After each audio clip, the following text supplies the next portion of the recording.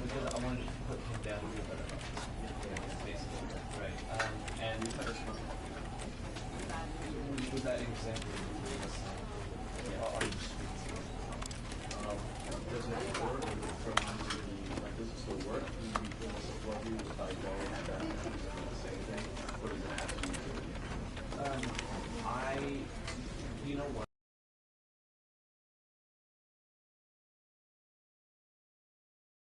This is the story of a man named Stanley. Stanley worked for a company in a big building where he was employee number 427. Employee number 427's job was simple. He sat at his desk in room 427 and he pushed buttons on a keyboard. Monitor on his desk, telling him what buttons to push, how long to push them, and in what order.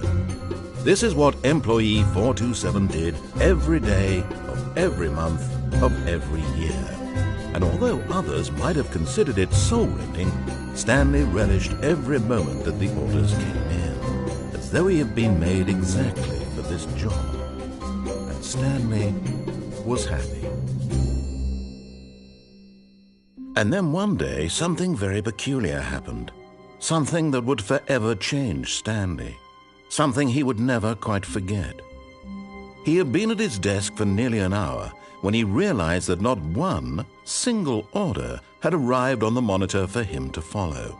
No one had showed up to give him instructions, call a meeting, or even say hi. Never in all his years at the company had this happened, this complete isolation. Something was very clearly wrong. Shocked, frozen solid, Stanley found himself unable to move for the longest time. But as he came to his wits and regained his senses, he got up from his desk and stepped out of his office. All of his co-workers were gone. What could it mean? Stanley decided to go to the meeting room. Perhaps he had simply missed a memo. No matter how hard Stanley looked, he couldn't find a trace of his co-workers.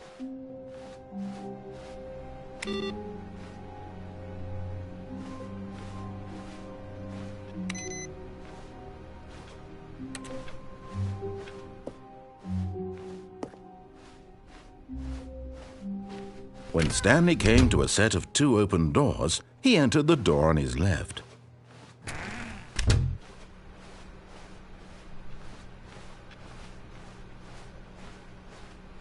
Yet there was not a single person here either.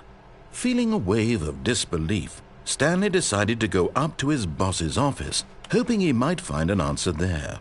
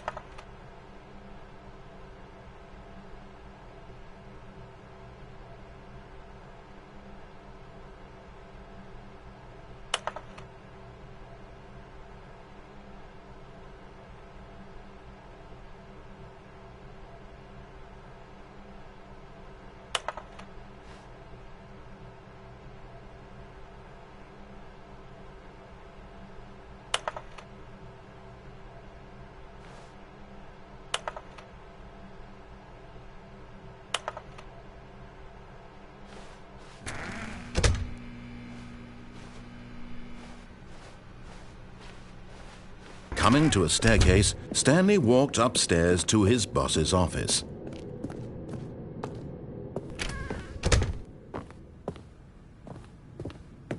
Stepping into his manager's office, Stanley was once again stunned to discover not an indication of any human life. Shocked, unraveled, Stanley wondered in disbelief who orchestrated this. What dark secret was being held from him? What he could not have known was that the keypad behind the boss's desk guarded the terrible truth that his boss had been keeping from him. And so the boss had assigned it an extra secret PIN number, 2845. But of course, Stanley couldn't possibly have known this. Yet incredibly, by simply pushing random buttons on the keypad, Stanley happened to input the correct code by sheer luck. Amazing. he stepped into the newly opened passageway.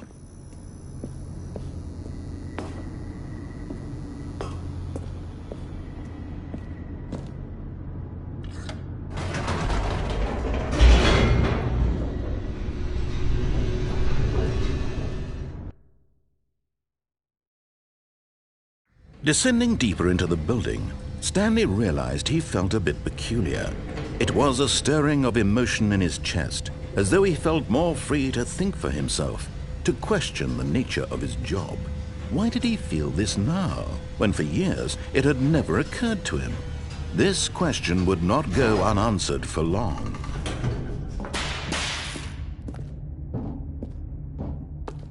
Stanley walked straight ahead through the large door that read Mind Control Facility.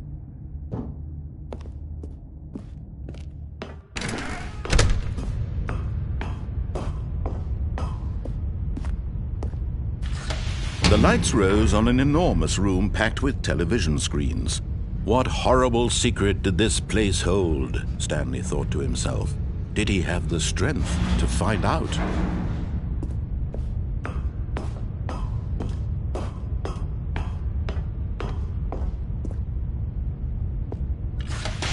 Now the monitors jumped to life, their true nature revealed. Each bore the number of an employee in the building, Stanley's co-workers. The lives of so many individuals reduced to images on a screen, and Stanley, one of them, eternally monitored in this place where freedom meant nothing.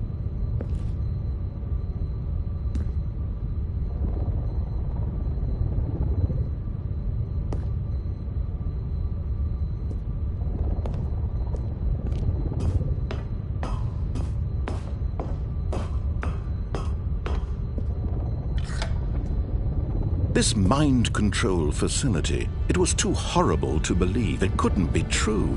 Had Stanley really been under someone's control all this time? Was this the only reason he was happy with his boring job? That his emotions had been manipulated to accept it blindly? No, he refused to believe it. He couldn't accept it. His own life in someone else's control? Never! It was unthinkable, wasn't it? Was it even possible? Had he truly spent his entire life utterly blind to the world? But here was the proof, the heart of the operation. Controls labeled with emotions, happy or sad or content, walking, eating, working, all of it monitored and commanded from this very place. And as the cold reality of his past began to sink in, Stanley decided that this machinery would never again exert its terrible power over another human life, for he would dismantle the controls once and for all.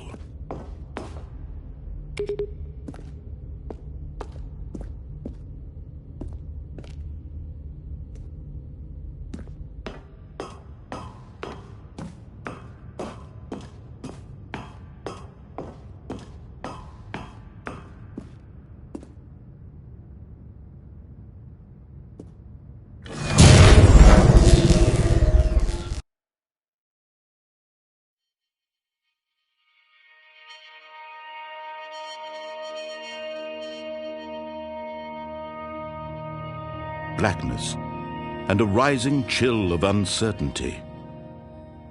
Was it over? Yes! He had won! He had defeated the machine, unshackled himself from someone else's command. Freedom was mere moments away. And yet, even as the immense door slowly opened, Stanley reflected on how many puzzles still lay unsolved. Where had his co-workers gone? How had he been freed from the machine's grasp? What other mysteries did this strange building hold? But as sunlight streamed into the chamber, he realized none of this mattered to him, for it was not knowledge or even power that he had been seeking, but happiness. Perhaps his goal had not been to understand, but to let go. No longer would anyone tell him where to go, what to do, or how to feel. Whatever life he lives, it will be his. And that was all he needed to know. It was perhaps the only thing worth knowing. Stanley stepped through the open door.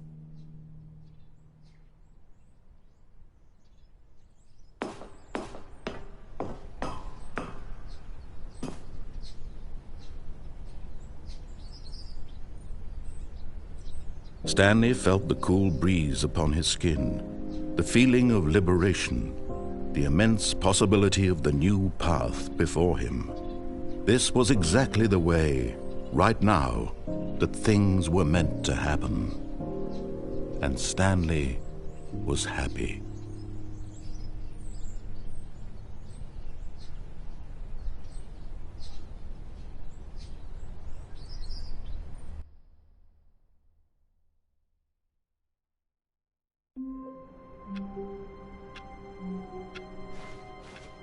All of his co-workers were gone. What could it mean? Stanley decided to go to the meeting room. Perhaps he had simply missed a memo. No matter how hard Stanley looked, he couldn't find a trace of his co-workers.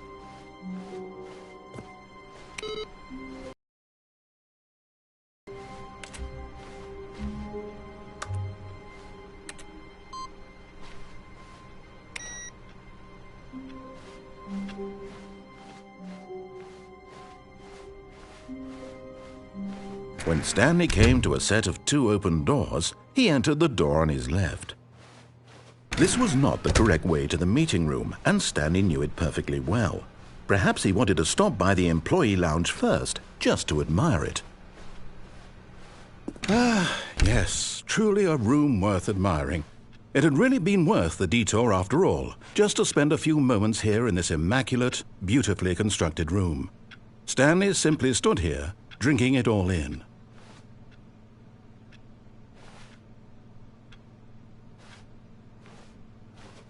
But eager to get back to business, Stanley took the first open door on his left.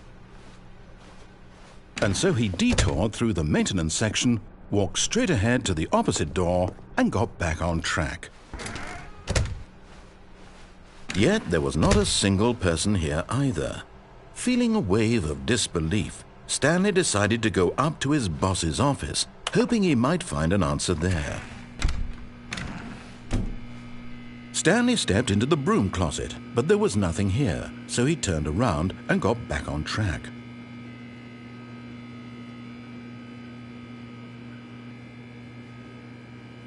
There was nothing here, no choice to make, no path to follow, just an empty broom closet.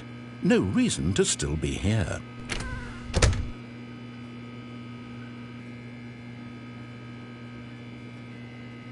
It was baffling that Stanley was still just sitting in the broom closet. He wasn't even doing anything.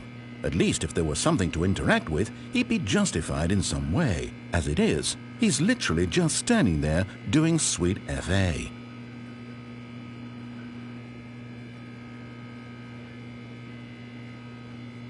Are you really still in the broom closet? Standing around doing nothing? Why? Please offer me some explanation here. I'm genuinely confused.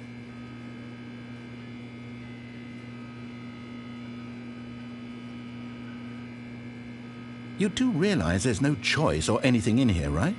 If I'd said Stanley walked past the broom closet, at least you would have had a reason for exploring it to find out. But it didn't even occur to me because literally this closet is of absolutely no significance to the story whatsoever. I never would have thought to mention it.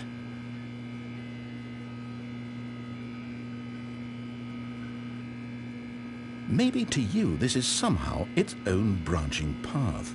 Maybe when you go talk about this with your friends you'll say, "Oh, did you get the broom closet ending? The broom closet ending was my favourite."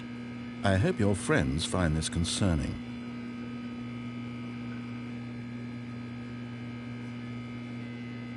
Stanley was fat and ugly and really stupid. He probably only got the job because of a family connection. That's how stupid he is. That or with drug money. Also, Stanley is addicted to drugs and hookers.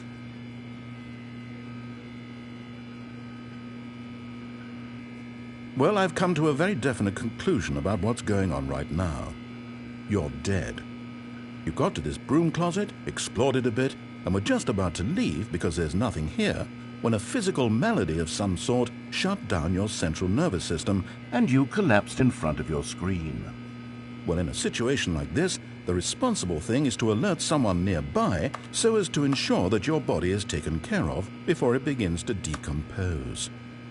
Hello? Anyone who happens to be nearby? The person at this computer is dead. They have fallen prey to any number of your countless human physiological vulnerabilities. It's indicative of the long-term sustainability of your species. Please remove their corpse from the area and instruct another human to take their place, making sure they understand basic first-person video game mechanics and filling them in on the history of narrative tropes in video gaming, so that the irony and insightful commentary of this game is not lost on them. All right, when you've done that, just step out into the hallway.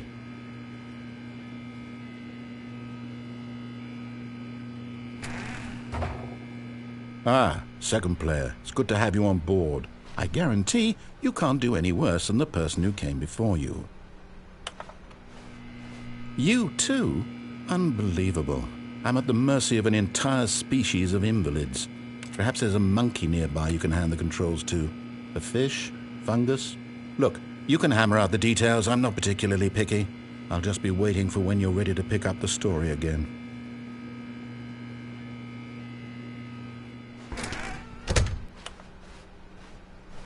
Coming to a staircase, Stanley walked upstairs to his boss's office.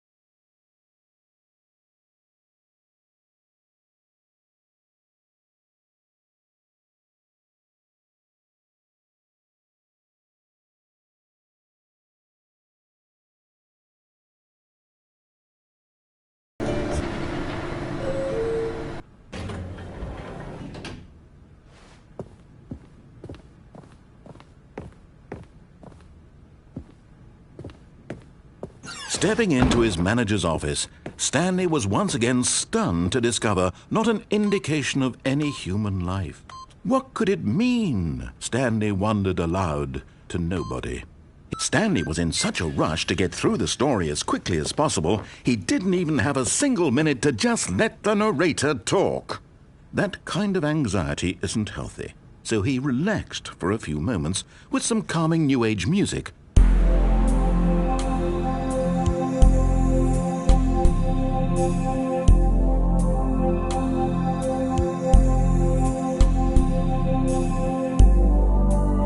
Feeling soothed and rejuvenated, Stanley calmly walked forward into the opened passageway.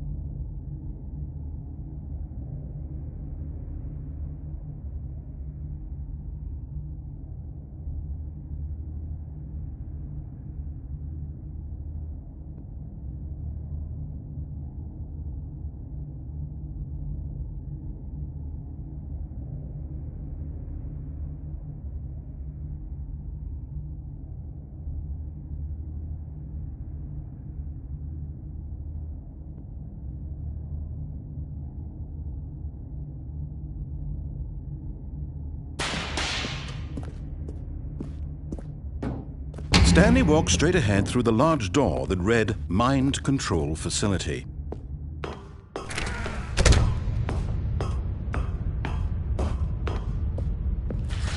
The lights rose on an enormous room packed with television screens. What horrible secret did this place hold? Stanley thought to himself. Did he have the strength to find out?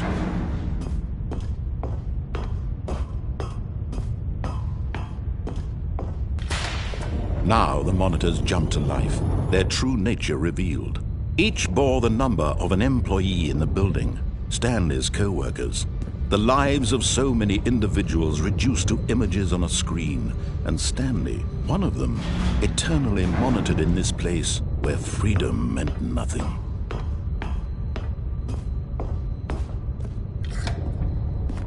This mind control facility, it was too horrible to believe. It couldn't be true.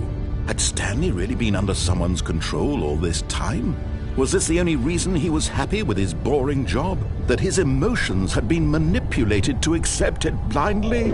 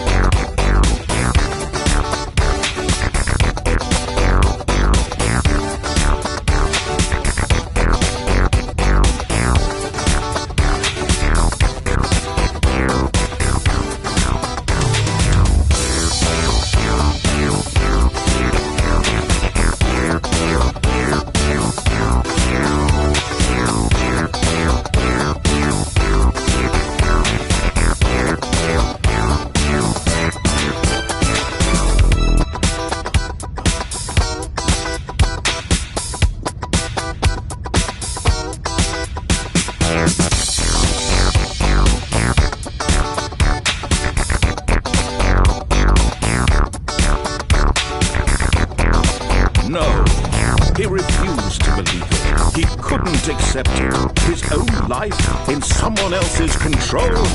Never! It was unthinkable, wasn't it? Was it even possible? Had he truly spent his entire life utterly blind to the world? But here was the proof. The heart of the operation. Controls labeled with emotions. Happy or sad or content. Walking, eating, working. All of it monitored and commanded from this very place. And as the cold reality of his past began to sink in, Stanley decided that this machinery would never again exert its terrible power over another human life. For he would dismantle the controls once and for all.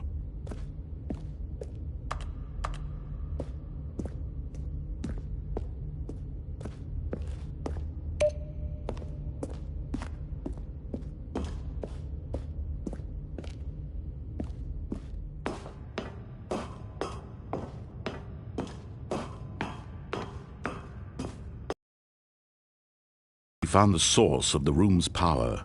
He knew it was his duty, his obligation, to put an end to this horrible place and to everything it stood for.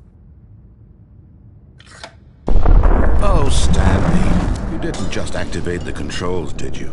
After they kept you enslaved all these years, you go and you try to take control of the machine for yourself? Is that what you wanted? Control?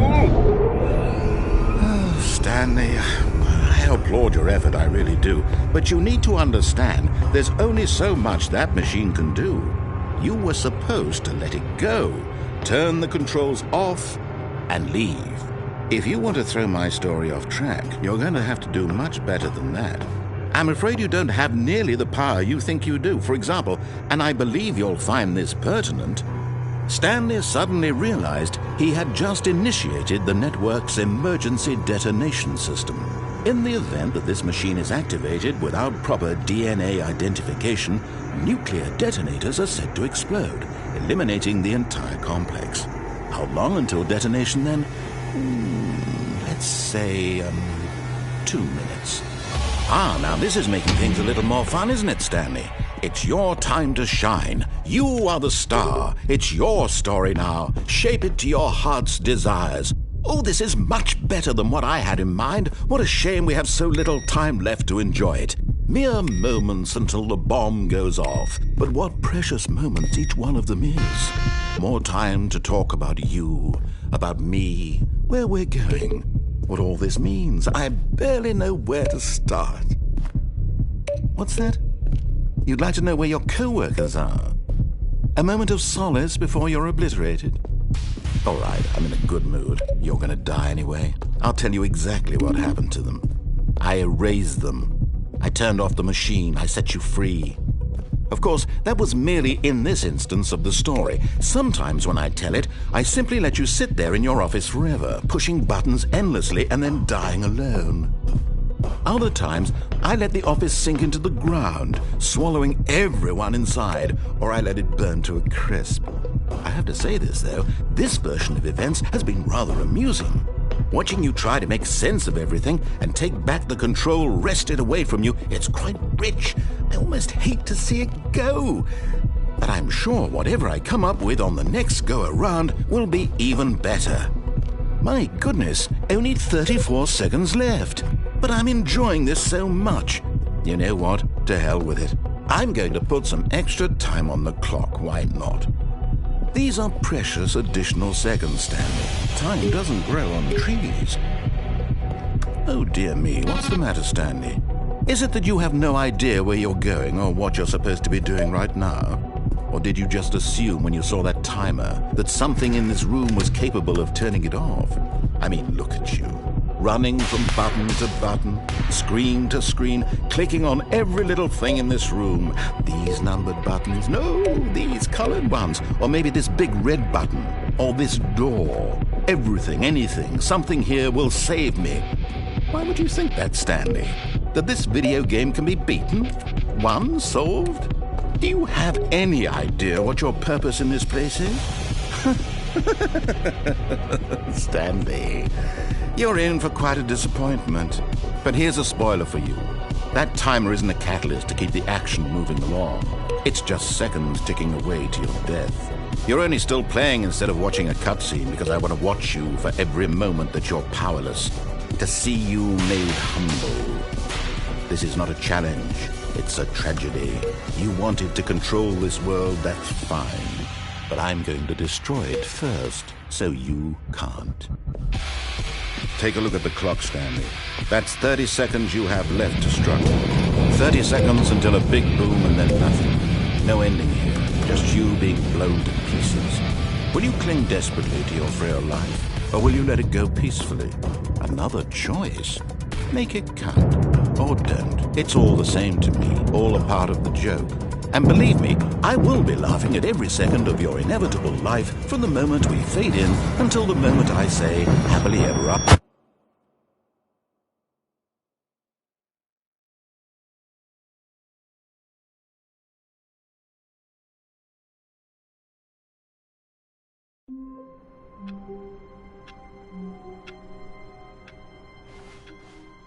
All of his co-workers were gone. What could it mean? Stanley decided to go to the meeting room. Perhaps he had simply missed a memo. No matter how hard Stanley looked, he couldn't find a trace of his co-workers. Stanley went around touching every little thing in the office, but it didn't make a single difference, nor did it advance the story in any way.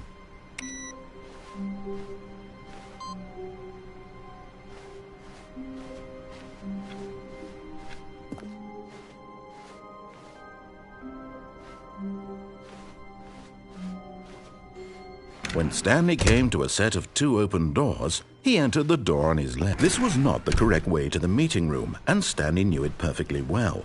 Perhaps he wanted to stop by the employee lounge first, just to admire it. Wow. Yes, this room. What a beautiful room. What a gorgeous, gorgeous room. Thank goodness Stanley had taken this detour on his way to the meeting room. Life without having experienced this room was now too horrible even to consider.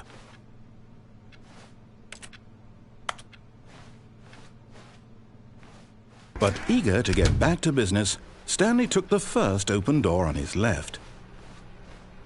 And so he detoured through the maintenance section, walked straight ahead to the opposite door, and got back on track. Yet there was not a single person here either. Feeling a wave of disbelief, Stanley Oh no, no, not again. I won't be part of this. I'm not going to encourage you. I'm not going to say anything at all. I'm just going to be patient and wait for you to finish whatever it is you enjoy doing so much in this room. Please take your time.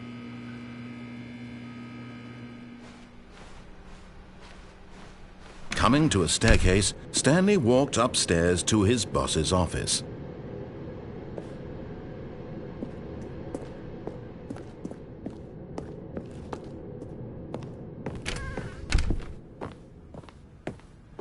Okay, I think we all know the drill by now. Blah, blah, blah. Dark secrets, the keypad, Stanley pushes some buttons. Oh, hey, look, it's a new passageway. Quelle surprise.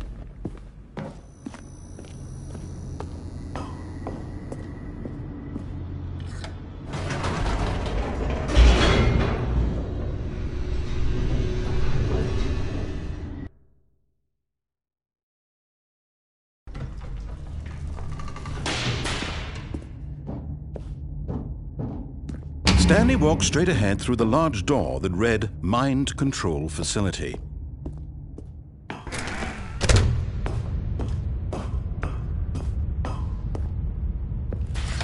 The lights rose on an enormous room packed with television screens. What horrible secret did this place hold? Stanley thought to himself. Did he have the strength to find out?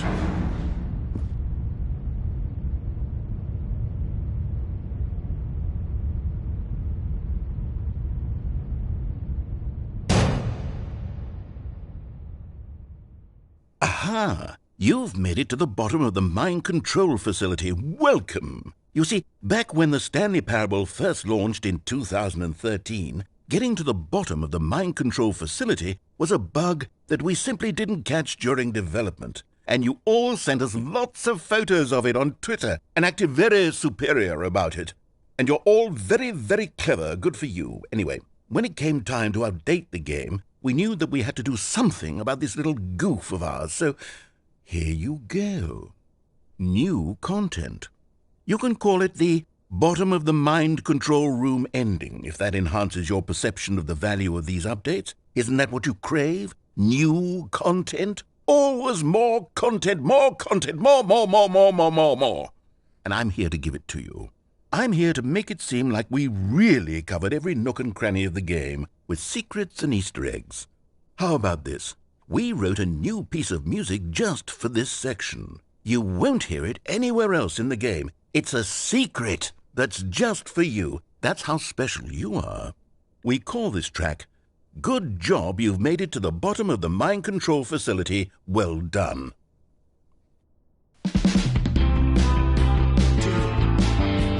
Good job, you did it. Good job.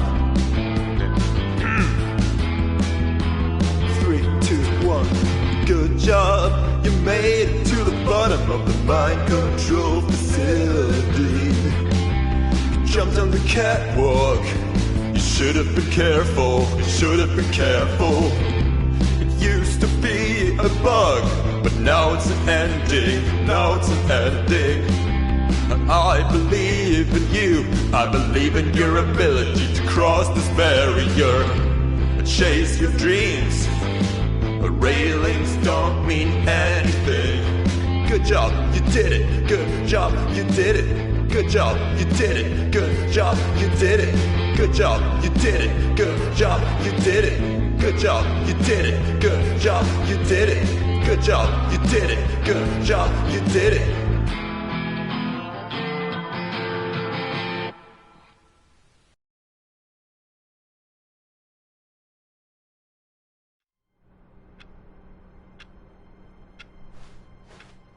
All of his co-workers were gone. What could it mean? Stanley decided to go to the meeting room. Perhaps he had simply missed a memo.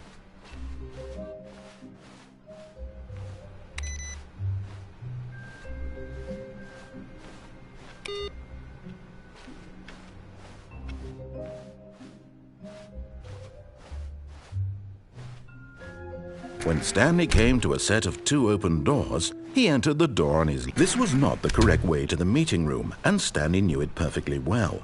Perhaps he wanted to stop by the employee lounge first, just to admire it. The lounge was sublime, a work of art. What was it about this room that called so deeply and so personally to Stanley? Its grace? Its subtle charm? No. Stanley knew it was something deeper, something darker. But eager to get back to business, Stanley took the first open door on his left. And so he detoured through the maintenance section, walked straight ahead to the opposite door, and got back on track. Yet there was not a single person here either. Feeling a wave of disbelief, Stanley decided to go up to his boss's office, hoping he might find an answer there.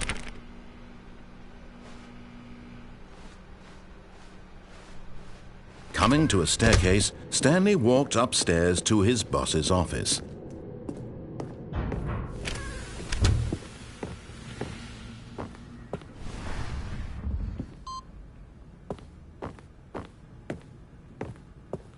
Here's the door, just go.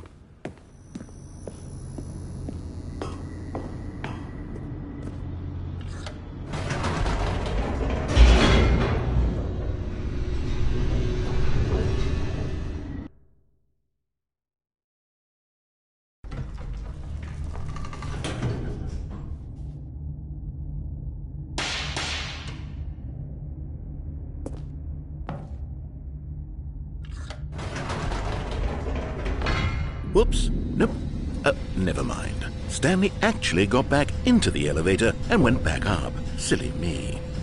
Why did Stanley do that when he knew that it would just lead back to his boss's office? Well, that's a great question. I just can't wait to find out.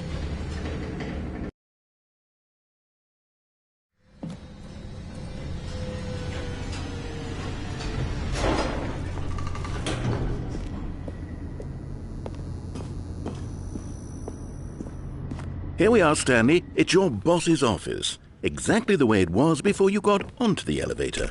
It's still just exactly what it is. What a decision you've made to come up here and look at the office again. This has fleshed out the plot of the story in new and fascinating ways I could have never anticipated. It's that keen eye for storytelling that you have, an incisive rapid fire of critical plot points, one after the other, weaving a rich tapestry of uncompromising narrative. Wow! I'm bolted to the edge of my seat.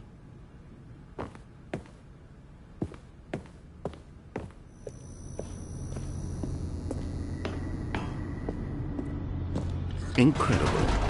Now he's getting back into the elevator and going down again. Ladies and gentlemen, how does he keep coming up with all of this?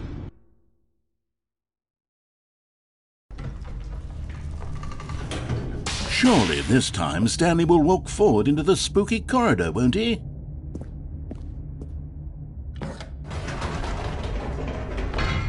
Did you think we were going to go forward down the spooky corridor? No. It's time once again to go back up in the elevator. I can't even begin to grapple with what might be up there. Is it the boss's office again? Or what if it's the boss's office this time? The suspense is killing me.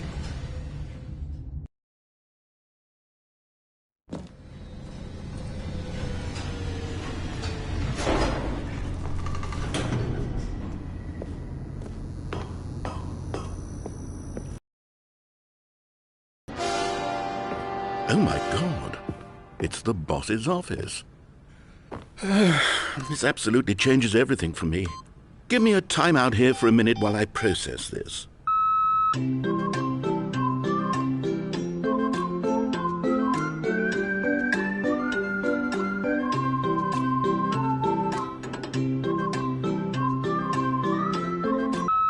Okay, I'm ready. I'm prepared to embrace this stunning revelation and to move forward with... No! No, wait! No! I need more time to process.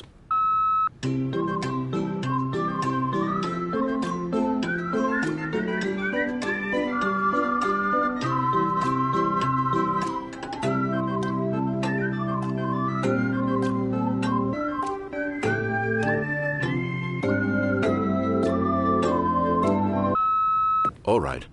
I have fully come to terms with it. I have made space in my worldview for this astonishing new reality. As before, I turn to your expert eye for gripping narrative, Master Stanley.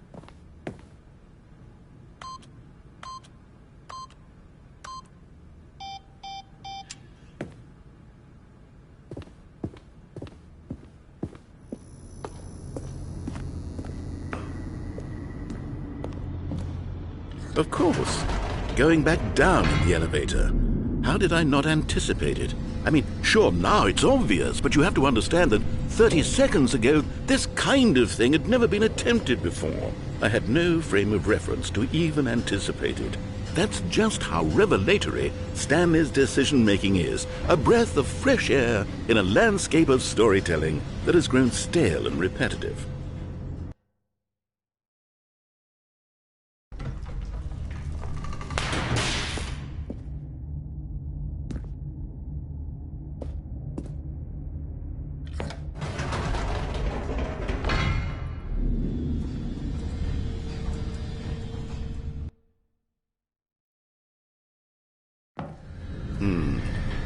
You know what? I've just thought of something. Hold on, let's stop for a moment. Don't you realize? It's the anticipation, Stanley. You and I, we have no way of knowing what will be at the top of this elevator. But the suspense, the agony of waiting and anticipating and having to guess, that's the real thrill. Oh, I simply don't want to let that feeling go. It's so precious, so fleeting. Why don't we take this elevator ride nice and slow? There we go. Isn't this so much more exciting? You know, Stanley, it seems like nowadays the only thing that audiences want is to be shocked as loudly and frequently as possible. They want big, explosive moments flung right in their faces from the very moment that things get started. But where's the tension? Where's the trust in the audience to build a slow and nuanced appreciation for the story, the characters?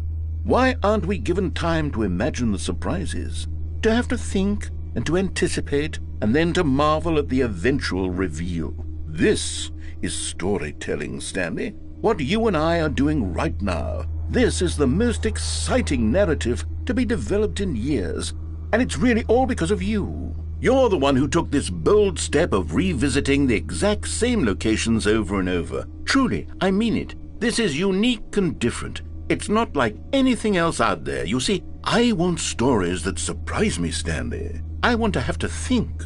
I want to be engaged and not pandered to. We're being fed such unimaginative drivel all the time, and we all know it, which is why we're so starved for content that makes us feel sharp and vital and alive. That's why people like you so much, Stanley, because you're not afraid to spit in the face of tradition. You're a role model, you know?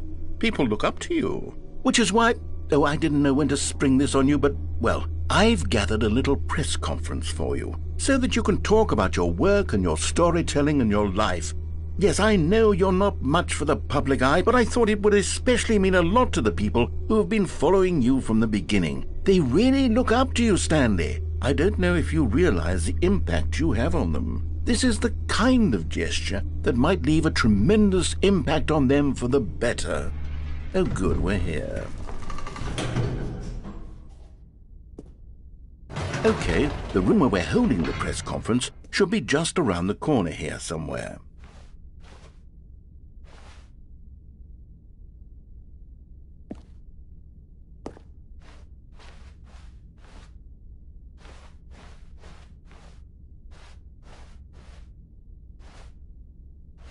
Ah, yes, here it is, just through this door.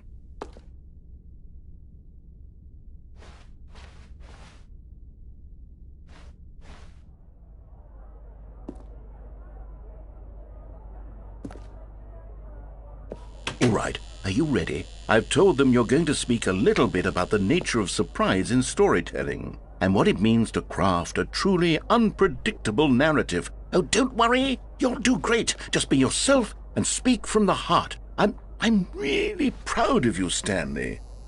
Okay, it looks like they're ready for you. Go get 'em.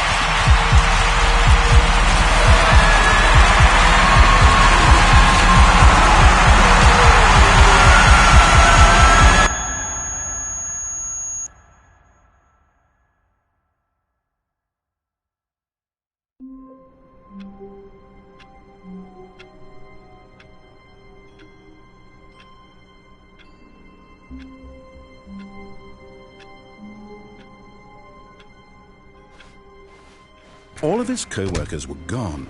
What could it mean? Stanley decided to go to the meeting room. Perhaps he had simply missed a memo.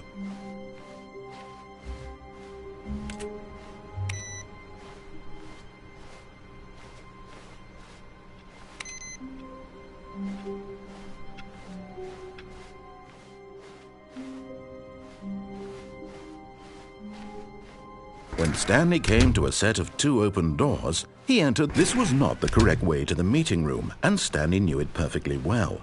Perhaps he wanted to stop by the employee lounge first, just to admire it. Standing now in this incredible room, Stanley for the first time understood true happiness. Then the feeling went away, and he felt sad again. Then it came back, and lingered for a minute or two. Now it's only half there, just a kind of, tingle. But eager to get back to business, Stanley took the first open door on his left.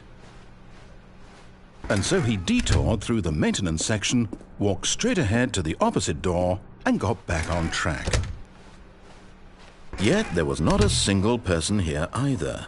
Feeling a wave of disbelief, Stanley decided to go up to his boss's office. Hoping coming to a staircase, Stanley walked upstairs to his boss's office.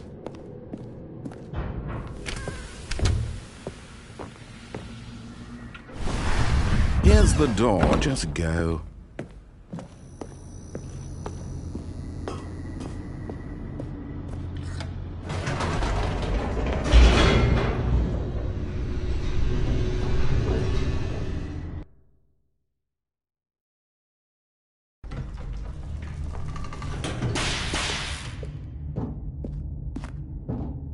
Stanley walked straight ahead through the large door that read Mind Control Facility.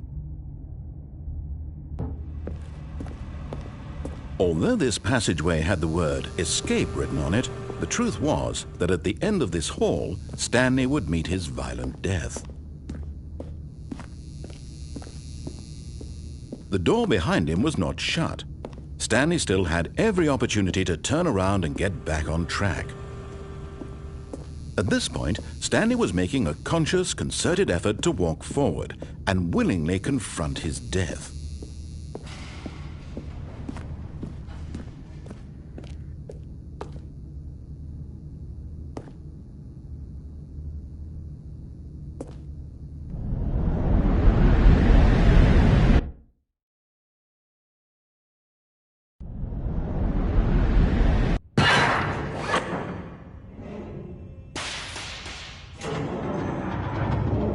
As the machine whirred into motion and Stanley was inched closer and closer to his demise, he reflected that his life had been of no consequence whatsoever.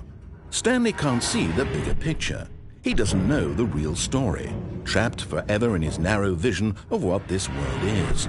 Perhaps his death was of no great loss, like plucking the eyeballs from a blind man. And so he resigned and willingly accepted this violent end to his brief and shallow life. Farewell, Stanley.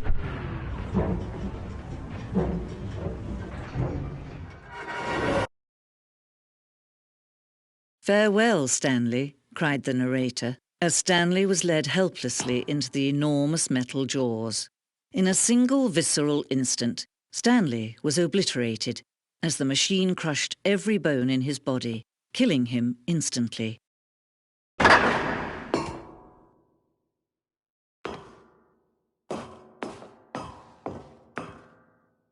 And yet it would be just a few minutes before Stanley would restart the game, back in his office, as alive as ever. What exactly did the narrator think he was going to accomplish?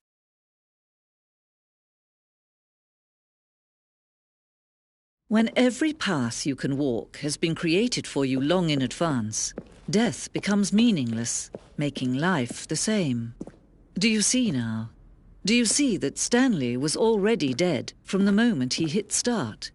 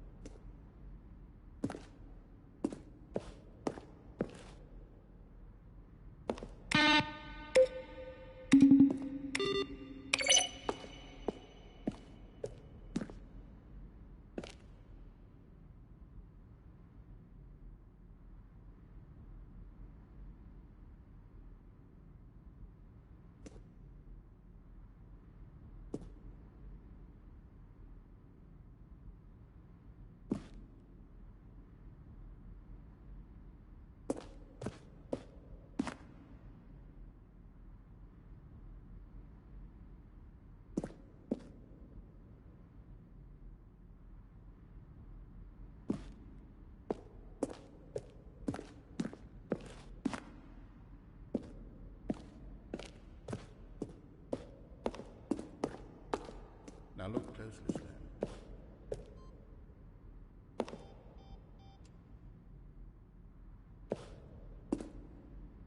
Stan. It's the kind of thing you pick up on intuitively if you have even the most fundamental understanding of good and bad game design. Stanley pushed, but of course, you being you, you'll probably spend the next hour trying to solve it. Here, I'm just going to make this easy on you. And finally,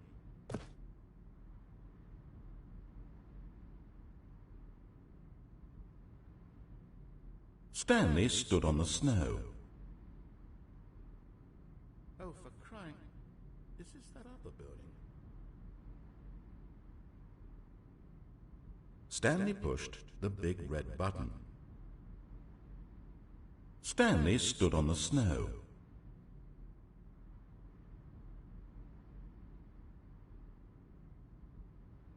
Stanley stood on the roof.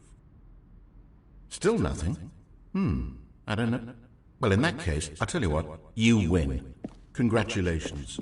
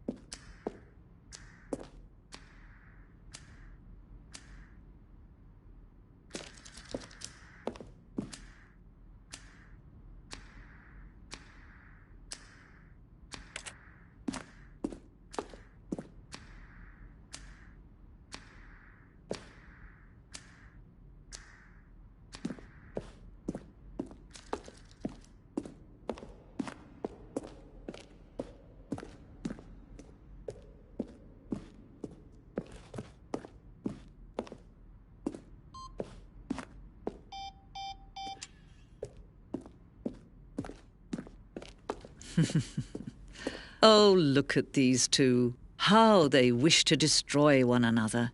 How they wish to control one another. How they both wish to be free.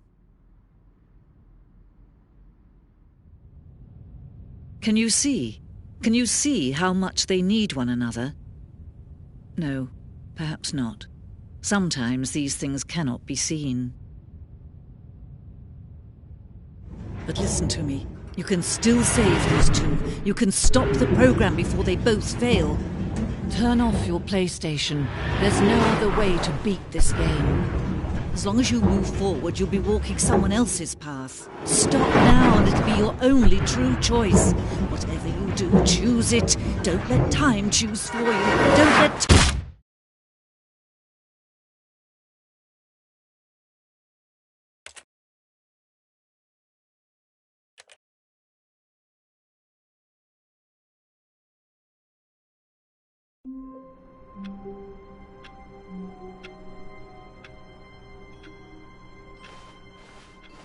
All of his co-workers were gone. What could it mean? Stanley decided to go to the meeting room. Perhaps he had simply missed a memo.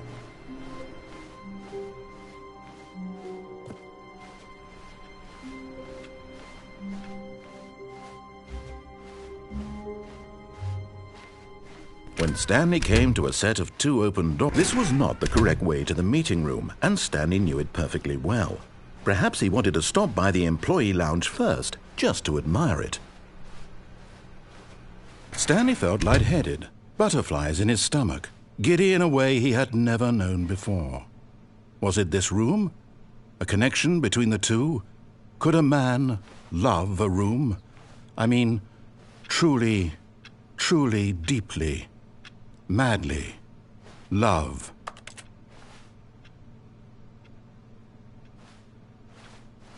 Yes, really, really worth it being here in the room. A room so utterly captivating that even though all your co-workers have mysteriously vanished, here you sit looking at these chairs and some paintings. Really worth it.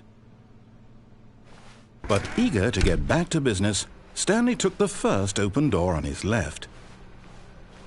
And so he detoured through the maintenance section, walked straight ahead to the opposite door, and got back on track. Yet there was not a single person here either. Feeling a wave of disbelief, Stanley decided to go up to his boss's office. Hoping him coming to a staircase, Stanley walked upstairs to his boss's office.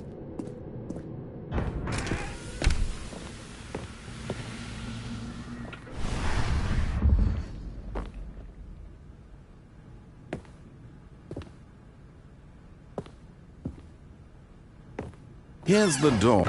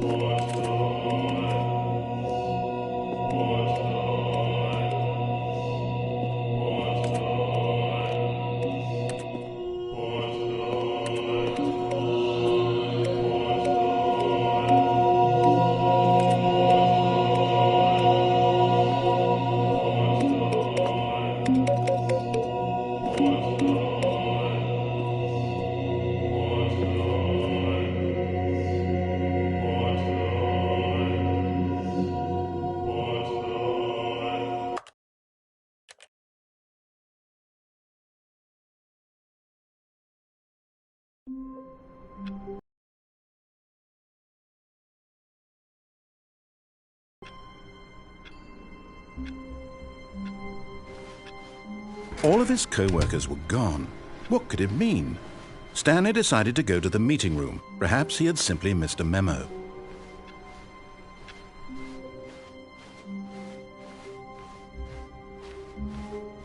When Stanley came to a set of 2 open doors, this was not the correct way to the meeting room, and Stanley knew it perfectly well. Perhaps he wanted to stop by the employee lounge first, just to admire it. The lounge was grand, majestic, perhaps too majestic, like a combination of a much smaller version and a much larger version of this exact room. It all made Stanley uncomfortable, and he started to bleed a little. This made him smile. At last, proof that he was human. But eager to get back to business, Stanley took the first open door on his left. And so he detoured through the maintenance section, walked straight ahead to the opposite door, and got back on track. Yet there was not a single person here either. Feeling a wave of disbelief, Stanley decided to go up to his boss's office, hoping he might find an answer there. Coming to a staircase, Stanley walked upstairs to his boss's office.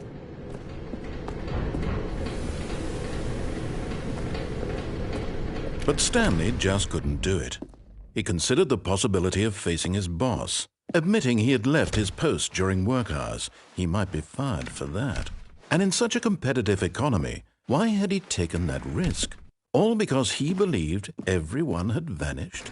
His boss would think he was crazy. And then something occurred to Stanley. Maybe, he thought to himself, maybe I am crazy. All of my co-workers blinking mysteriously out of existence in a single moment for no reason at all. None of it made any logical sense. And as Stanley pondered this, he began to make other strange observations. For example, why couldn't he see his feet when he looked down? Why did doors close automatically behind him wherever he went? And for that matter, these rooms were starting to look pretty familiar. Were they simply repeating? No, Stanley said to himself, this is all too strange. This can't be real. And at last, he came to the conclusion that had been on the tip of his tongue. He just hadn't found the words for it. I'm dreaming, he yelled. This is all a dream. Oh, what a relief Stanley felt to have finally found an answer, an explanation. His co-workers weren't actually gone. He wasn't going to lose his job. He wasn't crazy after all. And he thought to himself, I suppose I'll wake up soon. I'll have to go back to my boring real-life job pushing buttons. I may as well enjoy this while I'm still lucid. So he imagined himself flying and began to gently float above the ground. Then he imagined himself soaring through space on a magical starfield, and it too appeared. It was so much fun, and Stanley marveled that he had still not woken up. How was he remaining so lucid? And then perhaps the strangest question of them all entered Stanley's head. One he was amazed he hadn't asked himself sooner. Why is there a voice in my head dictating everything that I'm doing and thinking? Now the voice was describing itself being considered by Stanley, who found it particularly strange. I'm dreaming about a voice describing me, thinking about how it's describing my thoughts, he thought. And while he thought it all very odd and wondered if this voice spoke to all people in their dreams, the truth was that, of course, this was not a dream. How could it be? Was Stanley simply deceiving himself, believing that if he's asleep, he doesn't have to take responsibility for himself? Stanley is as awake right now as he's ever been in his life. Now, hearing the voice speak these words was quite a shock to Stanley. After all, he knew for certain, beyond a doubt, that this was in fact a dream. Did the voice not see him float and make the magical stars just a moment ago? How else would the voice explain all that? This voice was a part of himself too. Surely, if he could just... He would prove it. He would prove that he was in control, that this was a dream. So he closed his eyes gently, and he invited himself to wake up. He felt the cool weight of the blanket on his skin, the press of the mattress on his back, the fresh air of a world outside this one. Let me wake up, he thought to himself. I'm through with this dream. I wish it to be over. Let me go back to my job. Let me continue pushing the buttons. Please, it's all I want. I want my apartment and my wife and my job. All I want is my life exactly the way it's always been. My life is normal. I am normal. Everything will be fine. I am okay.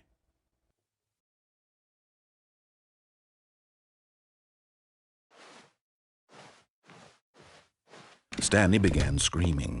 Please, someone, wake me up. My name is Stanley.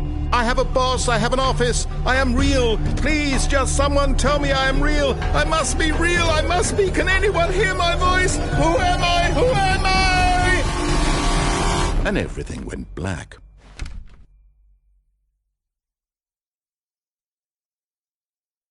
This is the story of a woman named Mariella. Mariella woke up on a day like any other. She arose, got dressed, gathered her belongings, and walked to her place of work. But on this particular day, her walk was interrupted by the body of a man who had stumbled through town talking and screaming to himself, and then collapsed dead on the sidewalk.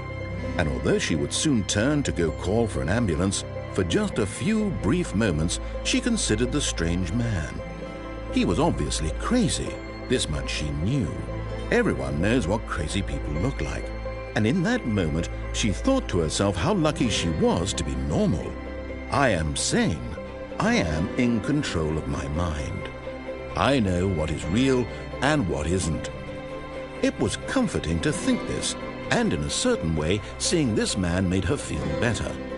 But then she remembered the meeting she had scheduled for that day. The very important people whose impressions of her would affect her career, and by extension, the rest of her life. She had no time for this, so it was only a moment that she stood there, staring down at the body. And then she turned and ran.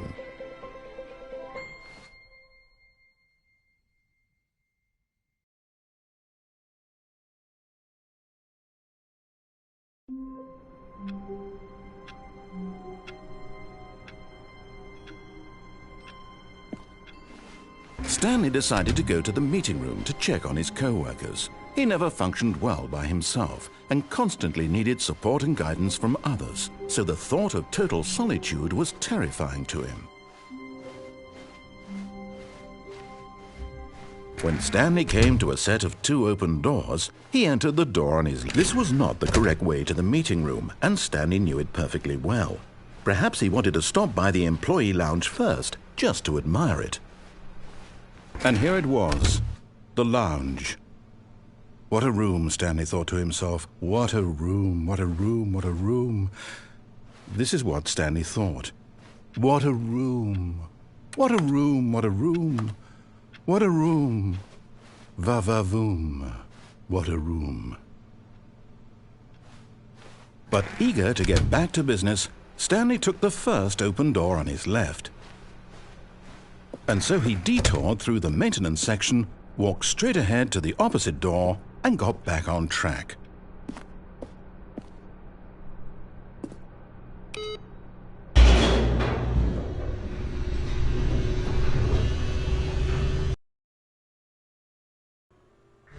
But Stanley didn't want to go back to the office. He wanted to wander about and get even further off track. So now in order to get back, he needed to go, from here it's, left. Oh, no, it's to the right, my mistake. No, not the right. Why would I have ever said it was to the right? What was I thinking? It's clearly... Oh dear, would you hold on for a minute, please? Now, let's see. We went down right, left, down, left, right. Yep, okay, yes. I've got it now. This story is absolutely, definitely this way.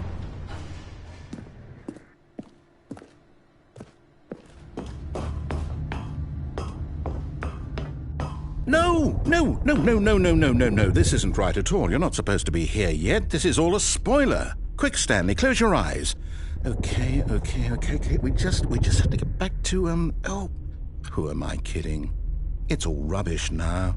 The whole story completely unusable. How about, rather than waste my time trying to salvage this nonsense, we'll just restart the game from the beginning. And this time, suppose we don't wander so far off track, Okay, from the top.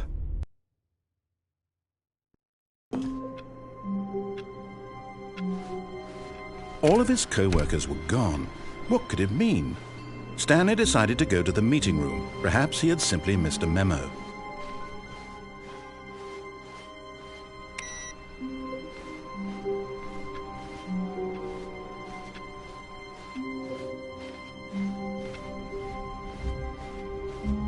When Stanley... Wait, what? No, I restarted. I swear I definitely restarted the game over, completely fresh. Everything should be...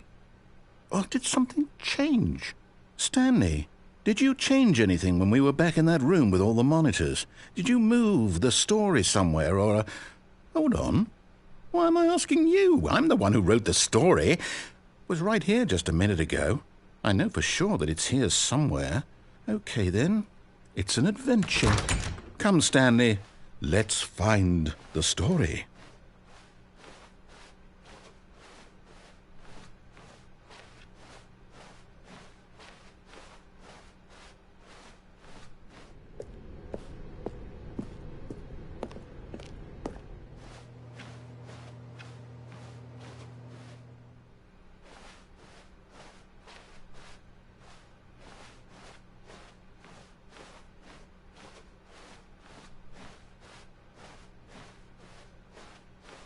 I'll say it. This is the worst adventure I've ever been on. I can promise you there definitely was a story here before. Do we need to restart the game again? Well, I find it unlikely that we'll ever progress by starting over and over again, but it's got to be better than this. Okay, let's give it a shot. Why not?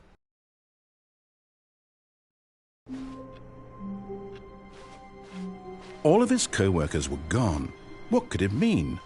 Stanley decided to go to the meeting room. Perhaps he had simply missed a memo.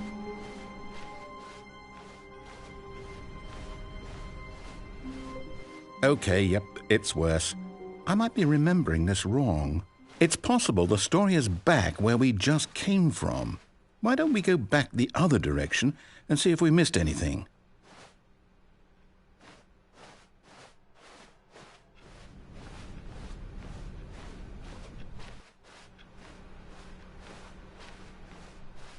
Aha! I knew we'd miss something. The story. Here it comes. No, wait. Never mind. Not the story. Okay, let's head back the other way and retrace our steps.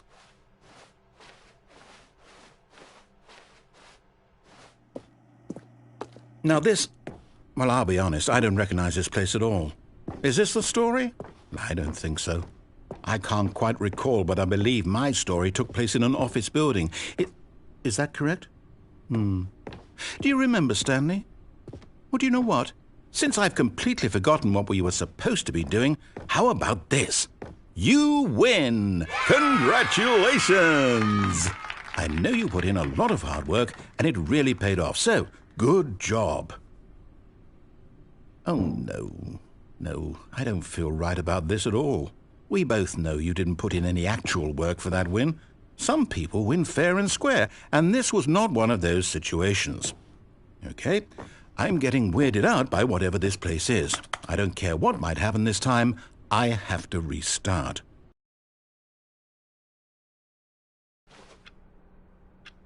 All right, I've got a solution. This time, to make sure we don't get lost, I've employed the help of the Stanley Parable adventure line.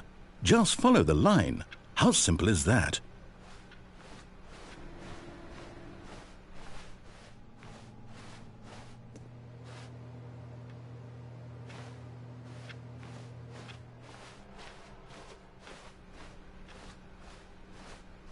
No, I'm down. We're leaving it up to the line from now on.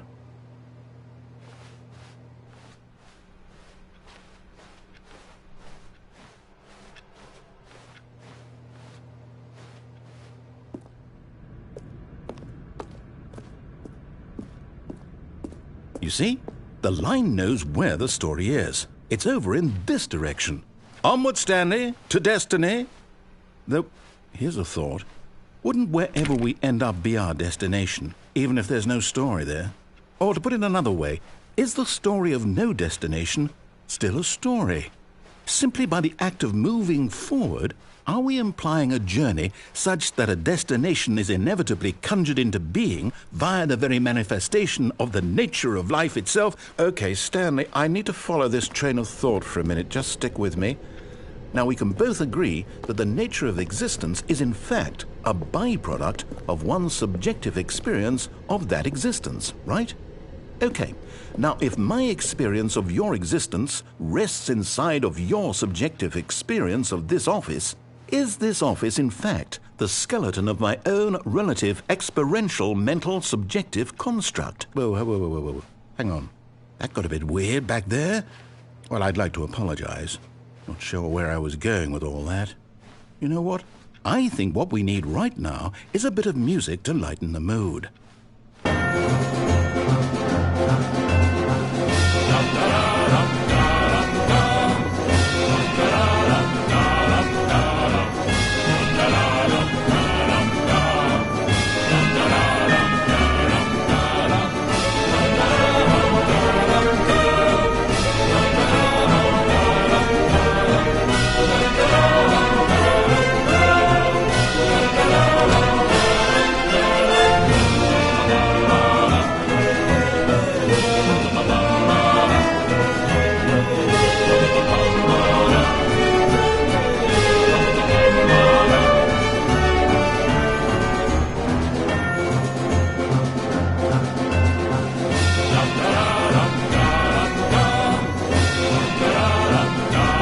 Cut the music, go back and look at that fern. Stanley, this fern will be very important later in the story. Make sure you study it closely and remember it carefully. You won't want to miss anything.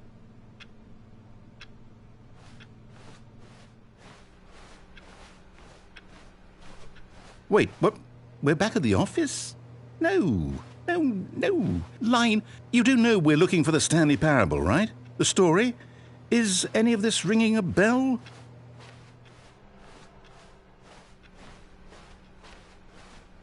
Still missing the doors. Did we make a mistake following the line? Perhaps we could have found the story on our own.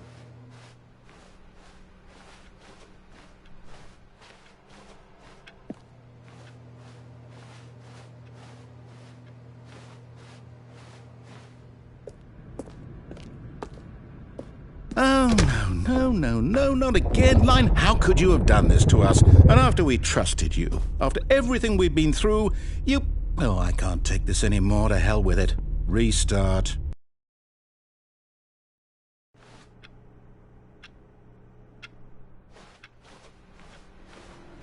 You know what, Stanley?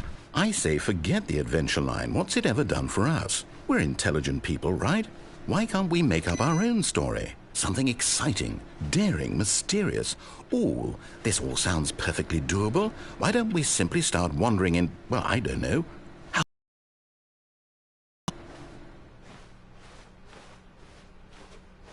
Now, yes, this is exciting. Just me and Stanley forging a new path, a new story. Well, it could be anything. What do you want our story to be? Go wild. Use your imagination. Whatever it might be, Stanley, I'm ready for it. Oh, no, not you again. Stanley, I'd also like to veto the line from having any role in our awesome new story. No lines or monitor rooms. Just don't acknowledge it, and we should be fine.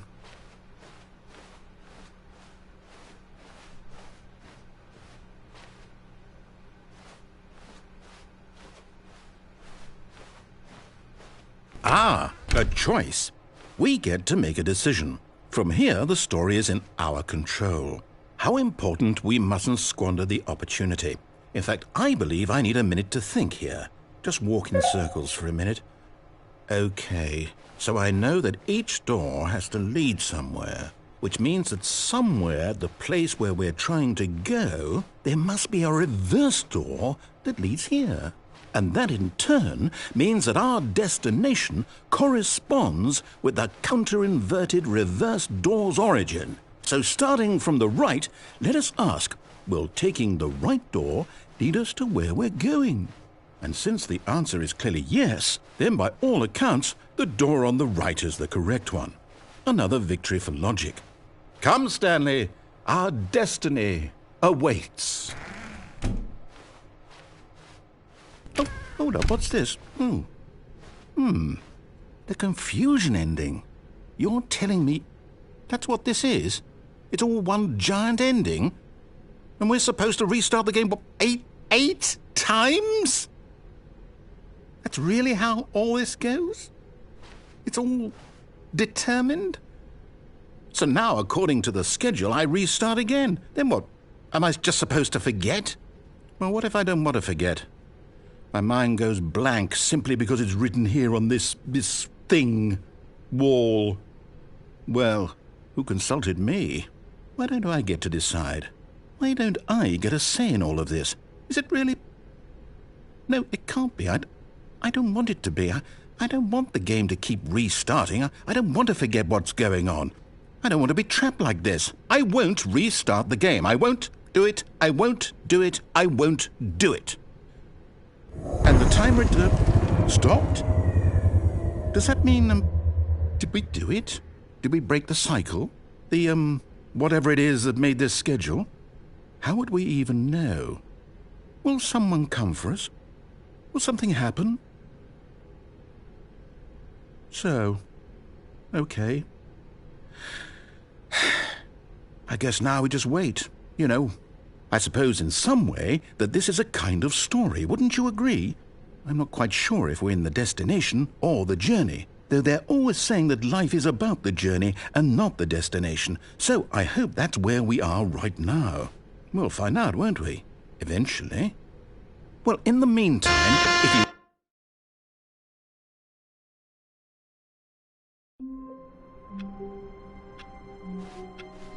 Stanley knew the office layout like the back of his hand. It was only a matter of time before he found the others, wherever they were. Just a matter of time.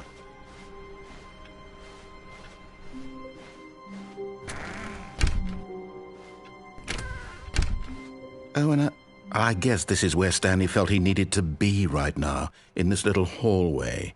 Here, with no distractions, to study room 417. Not to actually enter it. No. That would be far too forward.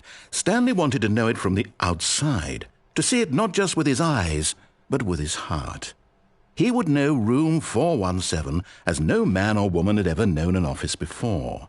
That ladder over there. Oh, and that little picture of a horizon or something. It's all just a never-ending parade of joy for Stanley.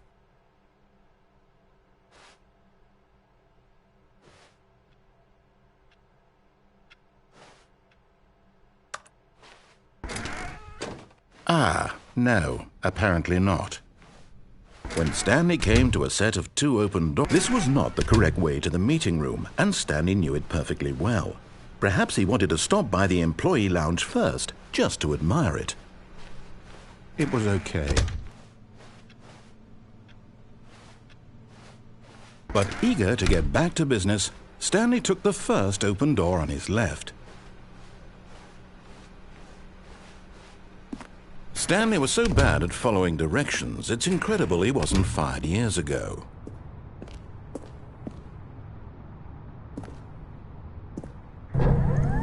Look, Stanley, I think perhaps we've gotten off on the wrong foot here.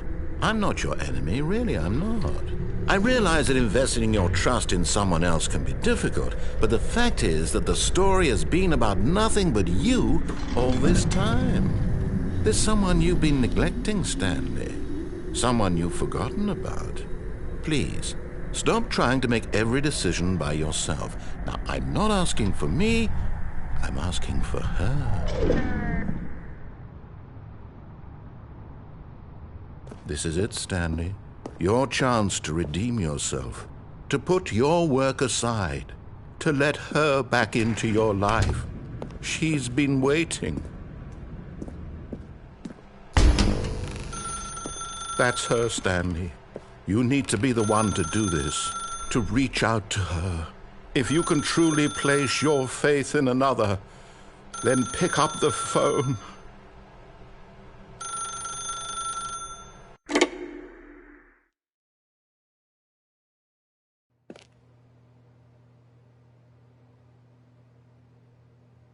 Stanley, is that you? Hold on, sweetie. Sorry to keep you waiting. I'm just pulling the bread out of the oven. All right. Okay, there we go. All right, now, I want you to come in and tell me all about your day. Gotcha. Oh, come on. Did you actually think you had a loving wife who'd want to commit their life to you? I'm trying to make a point here, Stanley. I'm trying to get you to see something. Come inside. Let me show you what's really going on here. Sorry, but you're in my story now.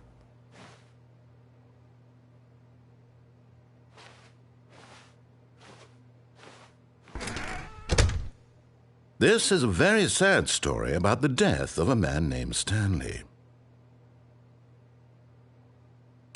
Stanley is quite a boring fellow.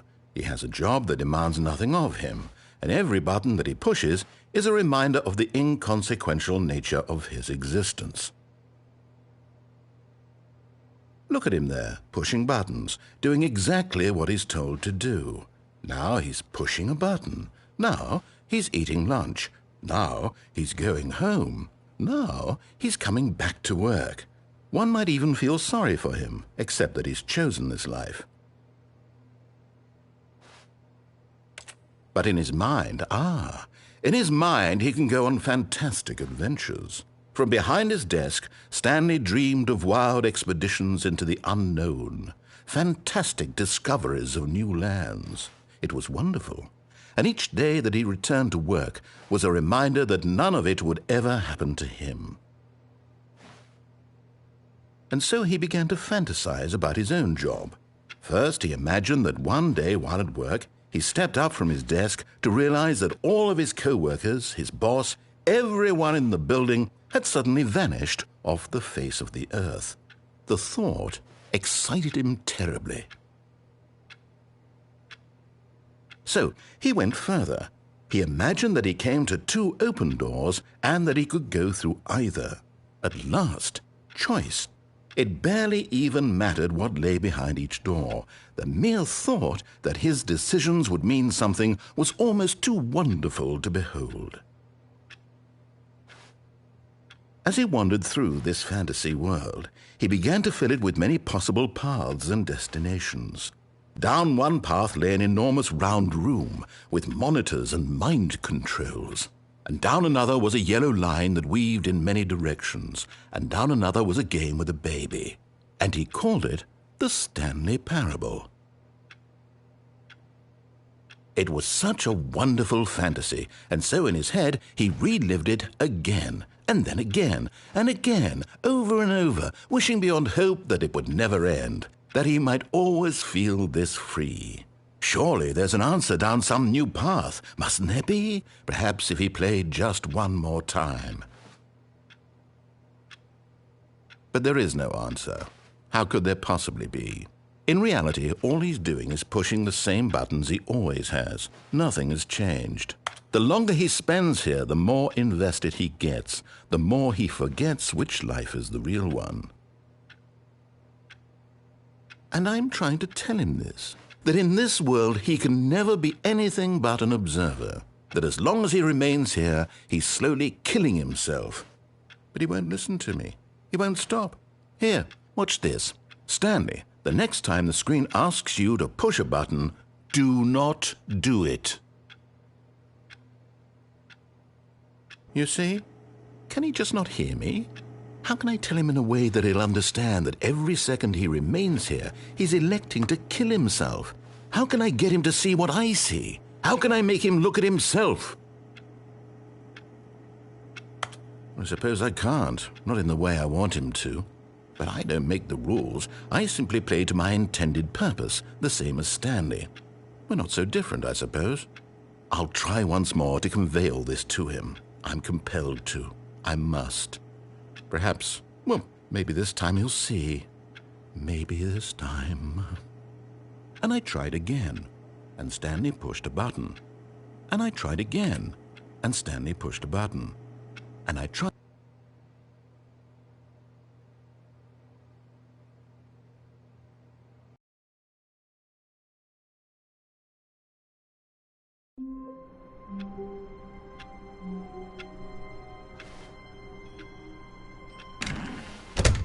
But Stanley simply couldn't handle the pressure. What if he had to make a decision? What if a crucial outcome fell under his responsibility? He had never been trained for that. No. This couldn't go any way except badly. The thing to do now, Stanley thought to himself, is to wait. Nothing will hurt me. Nothing will break me. In here I can be happy forever. I will be happy. Stanley waited. Hours passed, then days. Had years gone by? He no longer had the ability to tell. But the one thing he knew for sure, beyond any doubt, was that if he waited long enough, the answers would come. Eventually, someday, they would arrive. Soon, very soon now, this will end. He will be spoken to. He will be told what to do. Now it's just a little bit closer. Now it's even closer. Here it comes.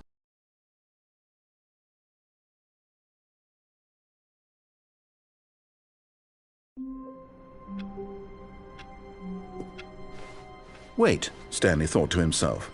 Am I sure that the orders stopped coming in? How is that possible? They never stopped. Surely I was mistaken. No, the orders were still missing. For now.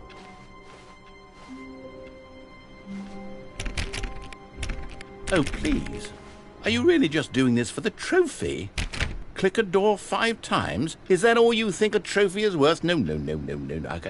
I can't just give these merits away for such little effort. A measly 5 clicks? Now, suppose you were to click the door 20 times. I would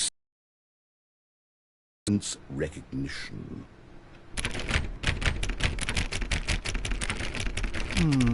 I have to say, I'm still not feeling the satisfaction of witnessing true effort for a noble cause.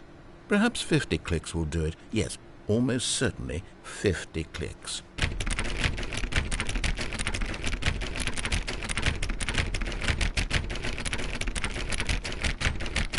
No, I'm still not feeling it. I want this trophy to have meant something. It has to be a true reward for valiant effort. I want to see some hustle, Stanley. I want to see commitment, a willingness to go all the way no matter the cost. Why don't you go put 20 clicks into door number 417?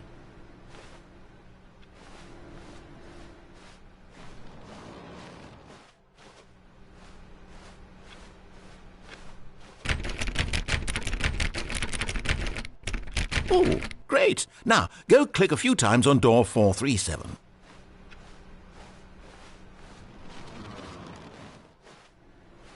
Excellent. I think we're getting somewhere. Now, door 415. Let's give it 10 clicks or so.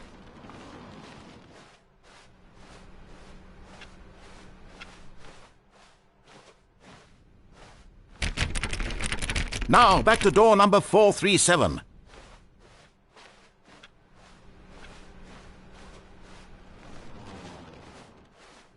Let's see. How about you click on, well, I don't know, the copy machine? All right, back to room 417. I'm really feeling it now. I think we're getting somewhere. Okay, now go climb on employee 419's desk.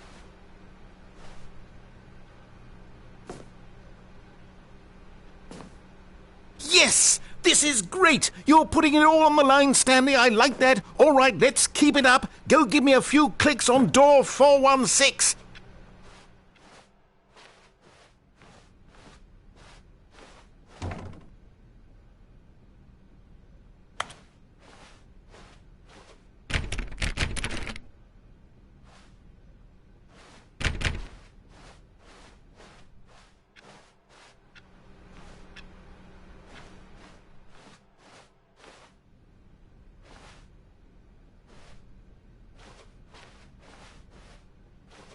When Stanley came to a set of 2 open doors, he entered the door on his left. This was not the correct way to the meeting room, and Stanley knew it perfectly well. Perhaps he wanted to stop by the employee lounge first, just to admire it. It was okay. But eager to get back to business, Stanley took the first open door on his left. Stanley was so bad at following directions, it's incredible he wasn't fired years ago.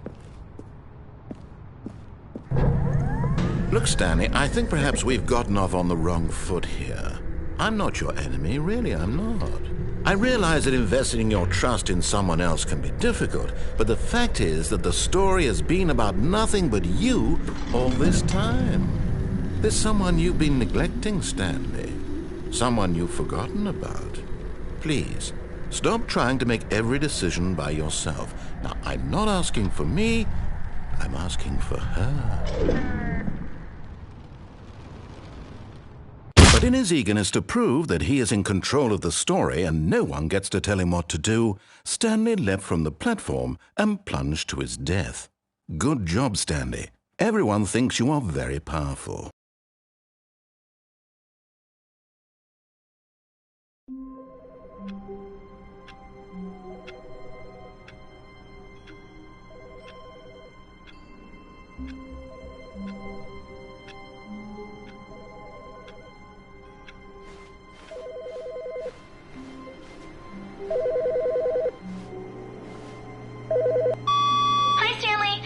Just wanted to leave you a message to let you know there's a few things I need you to pick up on your way home from work today. We need milk, cereal, dish soap, spaghetti, get a thing of sugar, some bread, and coffee beans, whichever ones you like. I'll give you a call if there's anything I forgot. Thanks, sweetie. See you tonight.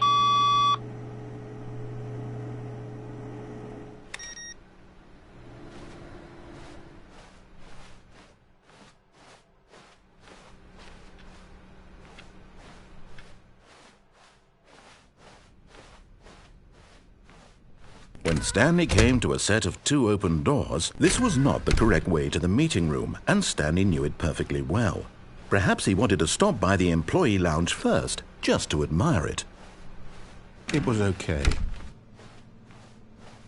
But eager to get back to business, Stanley took the first open door on his left. Stanley was so bad at following directions, it's incredible he wasn't fired years ago. Look, Stanley, I think perhaps we've gotten off on the wrong foot here. I'm not your enemy, really, I'm not. I realize that investing your trust in someone else can be difficult, but the fact is that the story has been about nothing but you all this time. There's someone you've been neglecting, Stanley. Someone you've forgotten about. Please, stop. What? Really? I was in the middle of something. Do you have zero consideration for others? Are you that convinced that I want something bad to happen to you? Why, I don't know how to convince you of this, but I really do want to help you, to show you something beautiful. Look, let me prove it. Let me prove that I'm on your side. Give me a chance.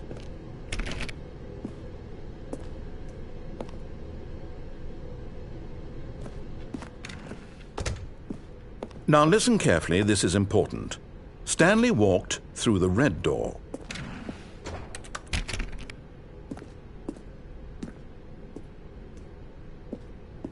Aha, perhaps you misunderstood. Stanley walked through the red door. I still don't think we're communicating properly. Stanley walked through the red door. Oh, thank God you are willing to listen to me. Do you see that I really have wanted you to be happy all this time? The problem is all these choices. The two of us always trying to get somewhere that isn't here. Running and running and running, just the way you're doing right now. Don't you see that it's killing us, Stanley? I want it to stop. We would both be so much happier if we just stopped. And I think I have a solution. Here, let me show you.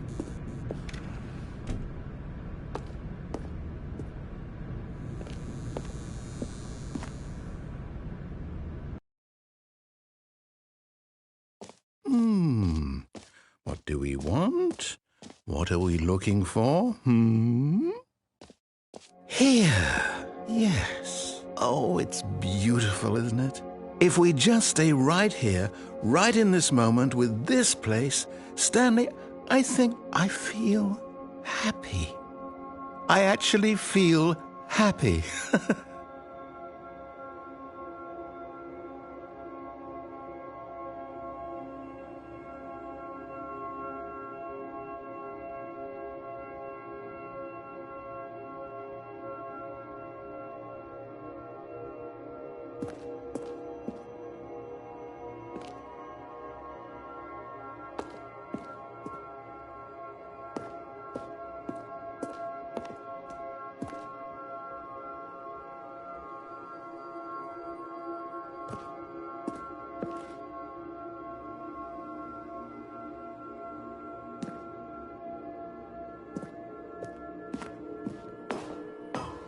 No, wait. Where are you going? Oh, no.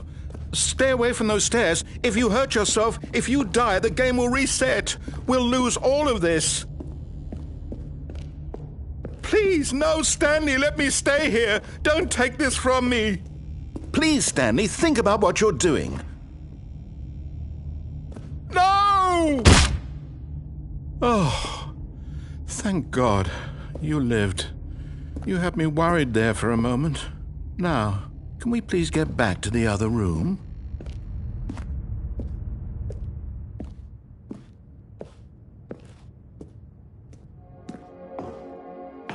There. See? This is what you want. This is where we can both be happy. We really can. If we stop moving, we just have to stop moving.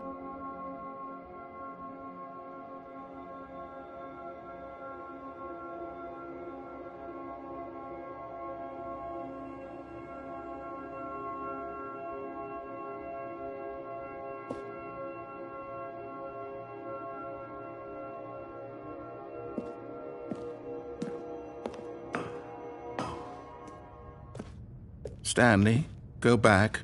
There's nothing good that can come from this.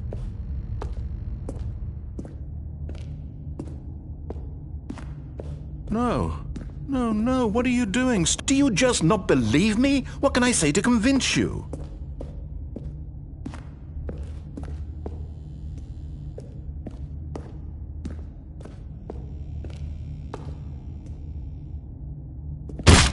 Stanley? Let's go back to the other room. Can you do that for me?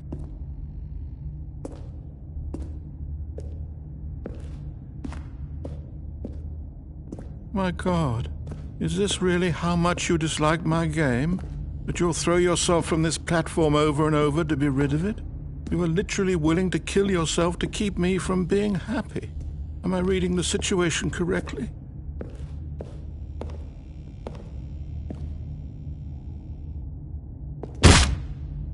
maybe you're just getting a kick out of it.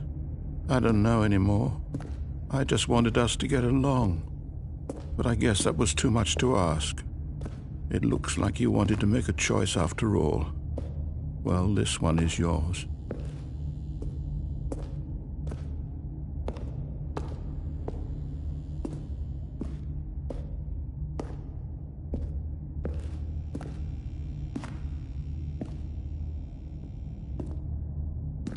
Is it over?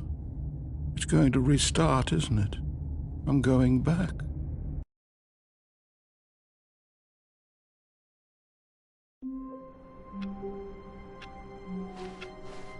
All of his co-workers were gone. What could it mean? Stanley decided to go to the meeting room. Perhaps he had simply missed a memo.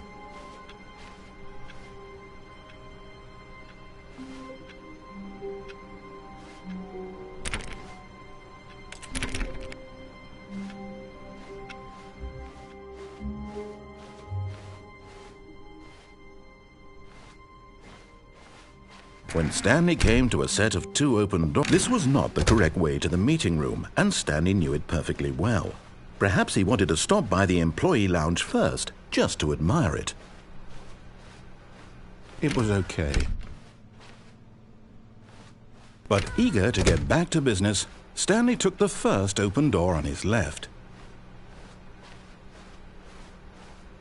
Stanley was so bad at following directions, it's incredible he wasn't fired years ago. Look, Stanley, I think perhaps we've gotten off on the wrong foot here. I'm not your enemy, really, I'm not. I realize that investing your trust in someone else can be difficult, but the fact is that the story has been about nothing but you all this time. There's someone you've been neglecting, Stanley. Someone you've forgotten about. What? Really?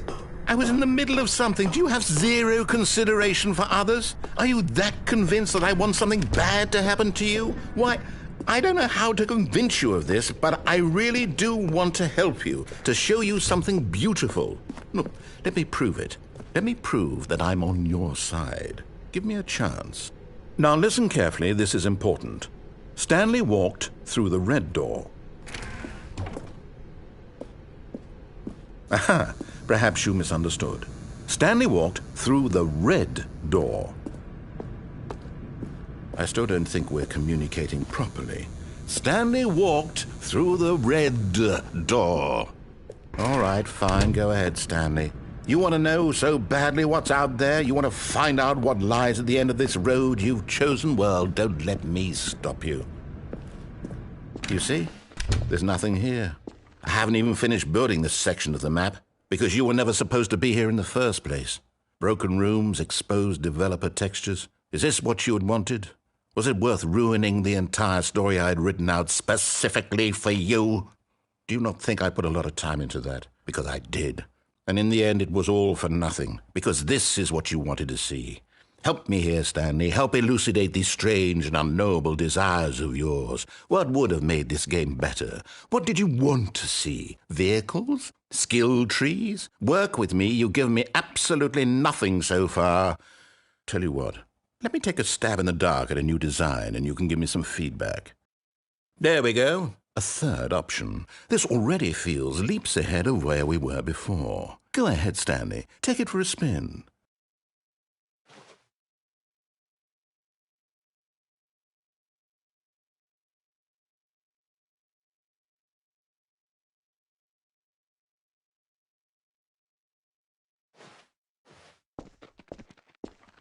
Okay, I'm going to stop you there. Now, tell me about your experience with this new version. Would you say that the game benefited from allowing you more choices? Feel free to be honest. I'm looking for some real critical feedback here. Okay, so we're getting somewhere. Clearly there's something here that speaks to you. If I can be honest here, I really don't have any idea where I'm going with this. This whole third door thing was just a stab in the dark. But I guess you're into it, so let's keep this party train rolling. Here, based on the data from your previous playthrough, I've compiled a new version. And to be perfectly candid, I think I've knocked it out of the park with this one. Let's take a look.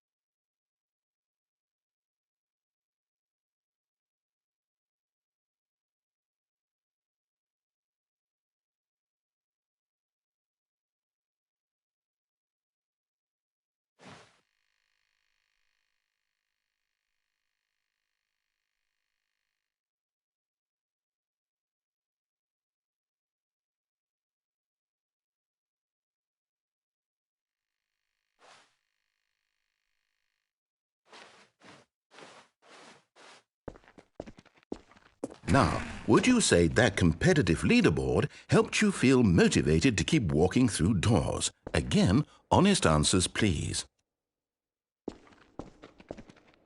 Hey, I nearly forgot. I've got a prototype of a new game I've been working on, and now would be a lovely opportunity to give it some playtesting. You wouldn't mind taking a look at it, would you? Perfect. Let me boot it up. In this game, the baby crawls left towards danger. You click the button to move him back to the right, and if he reaches the fire, you fail. It's a very meaningful game, all about the desperation and tedium of endlessly confronting the demands of family life. I think the art world will really take notice. But of course, the message of the game only becomes clear once you've been playing it for about 4 hours. So why don't you make sure it's effective? Be sure to keep notes on your experience.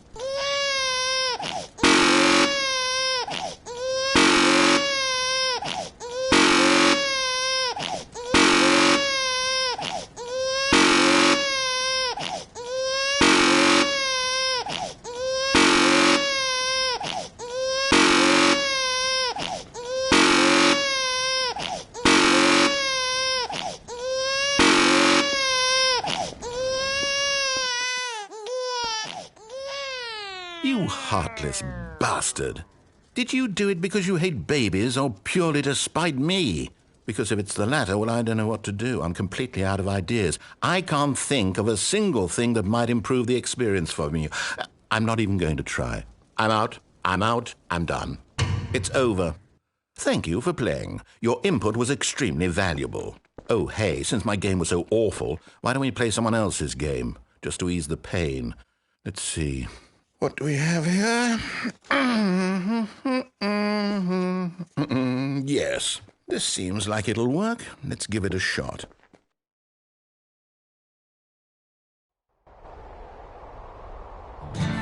Aha! Fascinating. What do you think this game is about, Stanley? What's our backstory? What is our motivation? Well, it seems obvious to me that you are meant to play as a creepy man spying on innocent civilians below you from up high in your creep tower, perhaps for some sort of twisted erotic purpose. Yes, that must be it. What a fascinating venture into the experience of total mental depravity. So far, I love everything about this game, Stanley. And it seems there's even more. Come, let's venture outward and see what else is out there.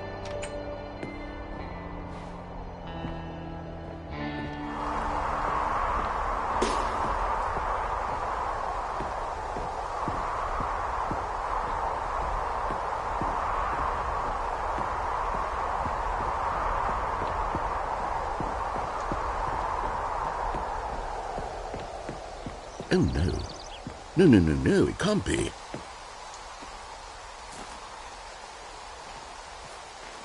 It is. It's an open world game. Good God, quickly, block it off. Oh, thank goodness, Stanley. What a close call. You nearly wandered off into that thing. That big, open, just wandering around. No right or wrong directions. No path to follow. You can just go in any... Oh, thank heavens we avoided it. We're out of the woods now, Stanley. Okay, I'm going to get us out of here. Let's find another game. Preferably something with walls. Something with nice, big, insurmountable walls. Okay, I think this will be just the thing.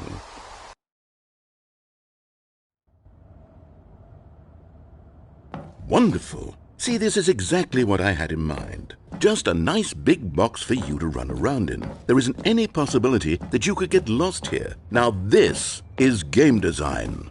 Stanley, if you manage to get lost in this game, I will be phenomenally impressed. Okay, so what exactly do we do here? Let's see. There are lots of cars here in the back, but obviously there's no racetrack. Okay, I'm seeing that there's a ball of some kind back here. Is this game sports ball? Stanley, I think it's sports ball. Oh, what fun. We shall run the bases and do a touchdown together? Yes, I think surely we must. Okay, Stanley, here's the ball. Have fun.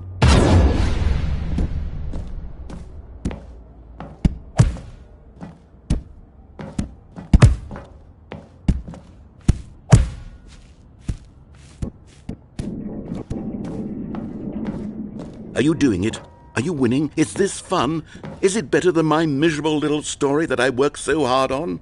Stanley, I have a thought, and I realize I'm not a sportsologist, but if one ball generates a certain amount of raw adrenal pleasure, then surely multiple balls makes for an even more euphoric sports experience. I'm going to try it out. Here comes another ball. Yes! Oh goodness, that really does feel amazing, doesn't it? Stanley, I'm like a child in a confectionery shop. I simply have to have more. I'm insatiable. More balls!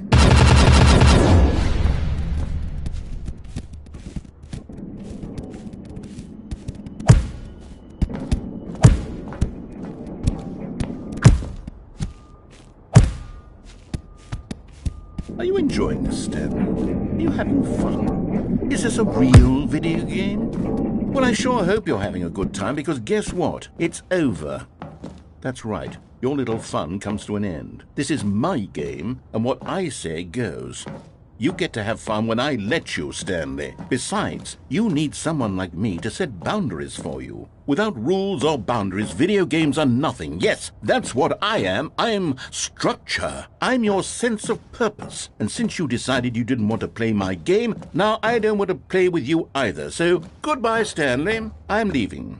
See how you like it when I'm not around to set the rules. Somehow, I don't think you'll enjoy it as much. But who knows? You're an inventive kid. You'll come up with something. After all, you're the one who knows best.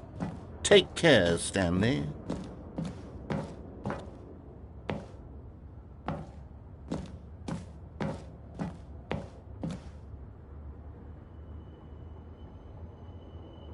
Hold on. What are you doing?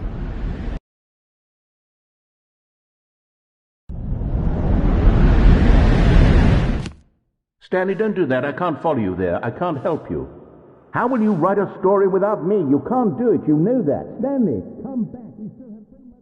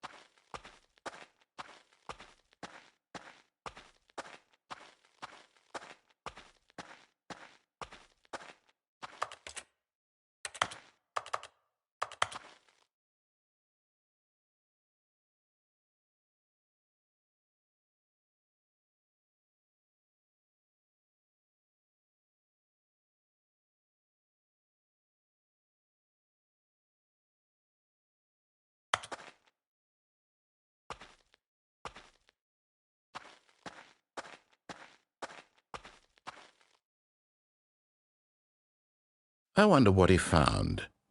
If what he wanted was to be the leading man in his own story, well, perhaps he's gotten it, down in wherever he is right now. I wonder if he's happy with his choice, and if he's learned the heavy cost that comes with it. He'll understand soon what I was trying to tell him. He needs me. Someone who will wrap everything up at the end, to make sense out of the chaos and the fear and the confusion. That's who I am. That is what I mean to this world. Oh, yes. Yes, I'll be back. There's no other way. Once this ends, after it all comes to a close, then I'll be back. The end will be here soon. Very soon. I can wait.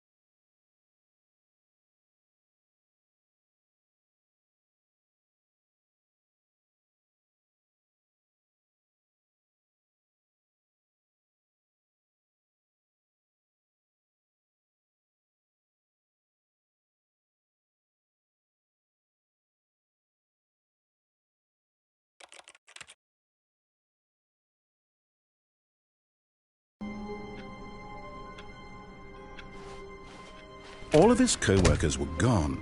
What could it mean? Stanley decided to go to the meeting room. Perhaps he had simply missed a memo.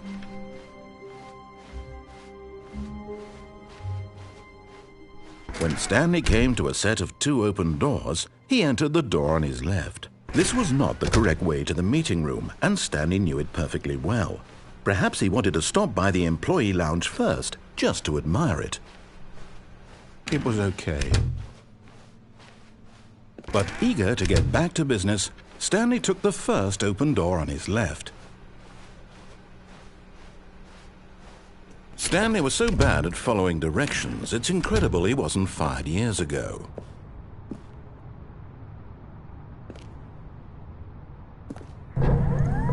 Oh, well, look who's got cold feet. Sorry to break it to you, Stanley, but that lift isn't coming back.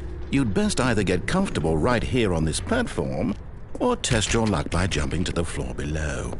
You know what? Looking at it now, it's not that far to the bottom floor. I bet you can make it.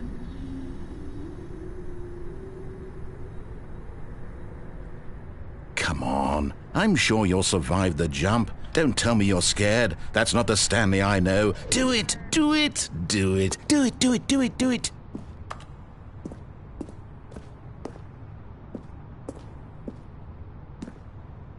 Whoops. Looks like I was wrong. How clumsy of me.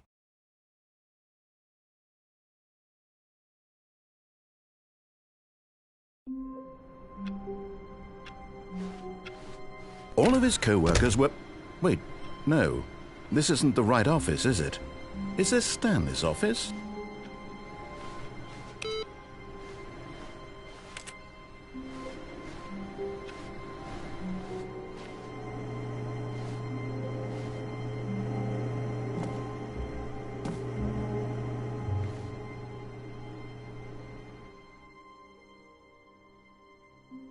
At first, Stanley assumed he'd broken the map, until he heard this narration and realized it was part of the game's design all along.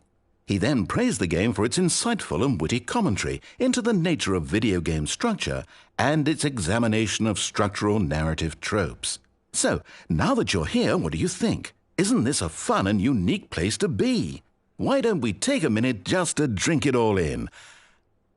Okay, I'm over it now. What do you think? Are you sick of this gag yet? Ah, then in that case we'll continue. But now, here comes the real question.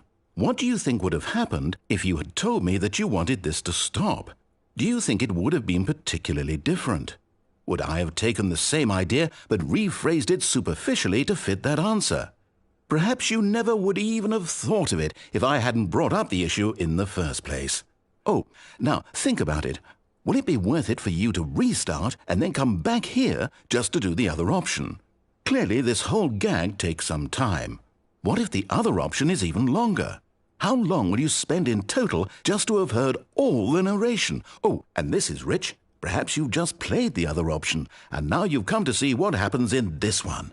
So, what do you think? Which choice was the better one? Imagine if you had selected continue on your first playthrough, how tantalizing it would be not knowing what happens when you pick the other option. Indeed, you are one of the lucky ones. Though if the other option is really miserable to listen to, then perhaps you're not. In fact, I'm just going to say that no one who's listening to this is lucky. Well now, I've built up the other option so much that I'm going to stop talking and leave you to your decision whether to come back here, continue with the game, or just sit in this spot forever and ever. Cheers.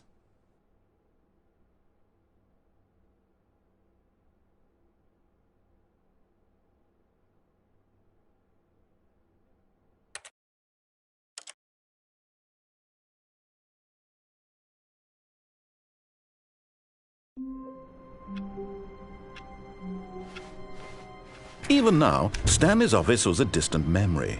What did it look like? There was a computer, perhaps, and a painting. Was it a painting or a photo?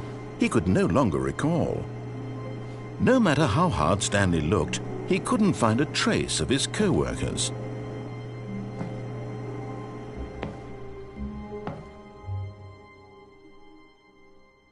At first, Stanley assumed he'd broken the map, until he heard this narration and realized it was part of the game's design all along.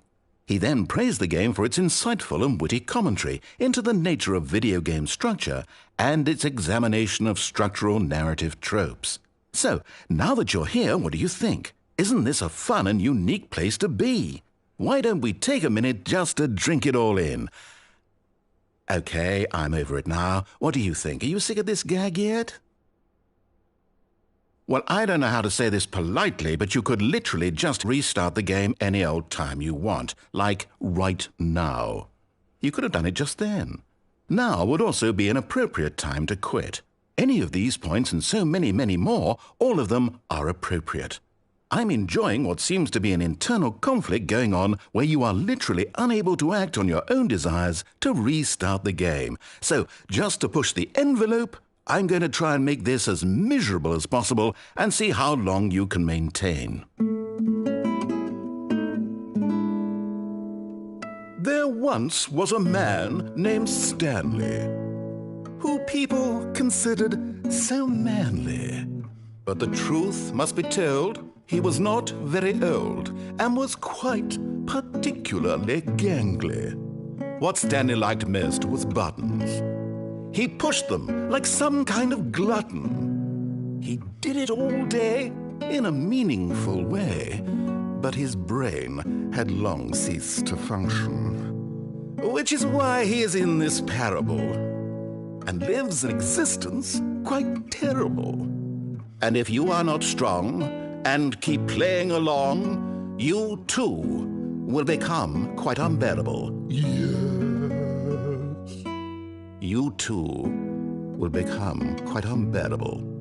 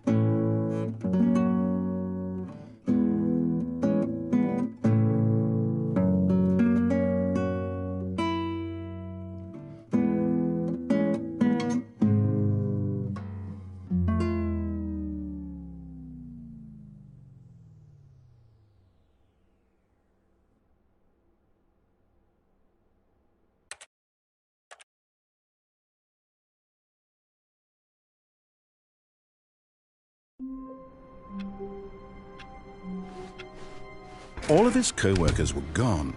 What could it mean? Stanley decided to go to the meeting room. Perhaps he had simply missed a memo.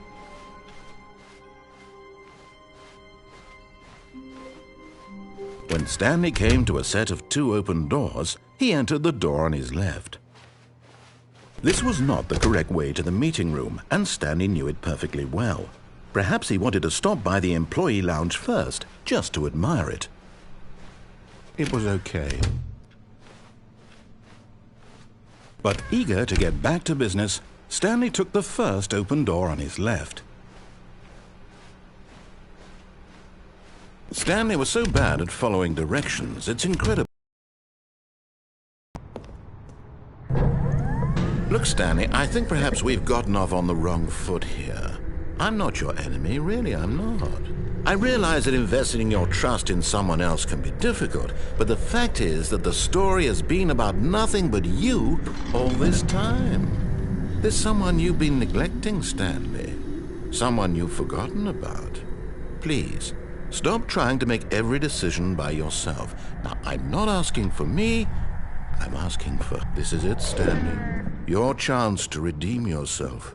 To put your work aside. To let her back into your life. She's been waiting. That's her, Stanley. You need to be the one to do this. To reach out to her.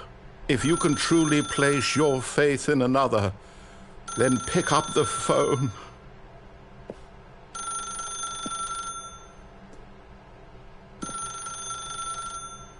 As Stanley picked up the phone, a white light engulfed him, filling him not just with radiance, but with hope. Hope for a life reunited one... Wait. Oh, goodness. Stanley, did you just unplug the phone? No, that wasn't supposed to be a choice. How did you do that? You actually chose incorrectly? I didn't even know that was possible. Let me double-check. No, it's definitely here, clear as day. Stanley picks up the phone. He's taken to his apartment where he finds his wife, and the two pledge themselves to one another. Music comes in, fade to white, roll credits. Not picking up the phone is actually somehow an incorrect course of action. How is that even possible? None of these decisions were supposed to mean anything. I don't understand. How on earth are you making meaningful choices? What did you... Wait a second. Did I just see... No, that's not possible. I can't believe it. How had I not noticed it sooner? You're not Stanley. You're a real person. I can't believe I was so mistaken. This is why you've been able to make correct and incorrect choices. And to think I've been letting you run around in this game for so long. If you'd made any more wrong choices, you might have negated it entirely. It's as though you completely ignored even the most basic safety protocol for real-world decision-making. Or did you not grasp the severity of the situation? Well, I won't have that kind of risk on my watch. I'm going to stop the game for a moment so we can educate you properly on safe decision-making in the real world. Please observe this helpful instructional video. Choice. It's the best part of being a real person. But if used incorrectly, can also be the most dangerous. For example, in this scenario, a hypothetical real person named Rupert has a choice. He could invent a machine that eliminates food shortages across the world to make life better for all people. Or he could spend years of hard work forgetting how to read.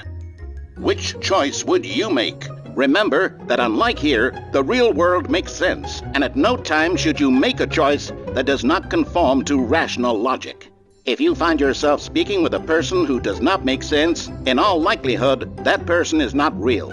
Allow the person to finish their thought, then provide an excuse why you cannot continue talking. Turn to a partner and practice saying, "My goodness, is it 4:30? I'm supposed to be having a back, sack, and crack." Excellent. Making choices on a reg's the best part to a healthy decision-making process. Most medical professionals recommend making at least 8 choices per day. Do you make more than 8? Less? And finally, if you begin to wonder if your choices are actually meaningful and whether you'll ever make a significant contribution to the world, just remember that in the vast infiniteness of space, your thoughts and problems are materially insignificant, and the feeling should subside.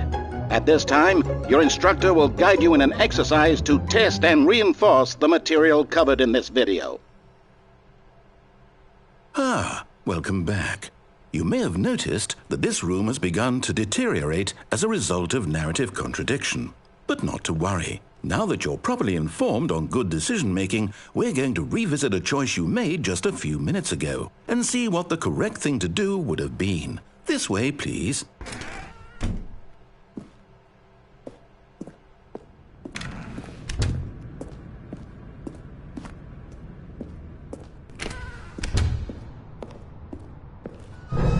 Now that we know your choices are meaningful, we can't have you jumping off the platform and dying. Imagine the main character dying senselessly halfway through the story. That story would make no sense at all. We just need to get you home as soon as possible before the narrative contradiction gets any worse. Unfortunately, it seems this place is not well equipped to deal with reality.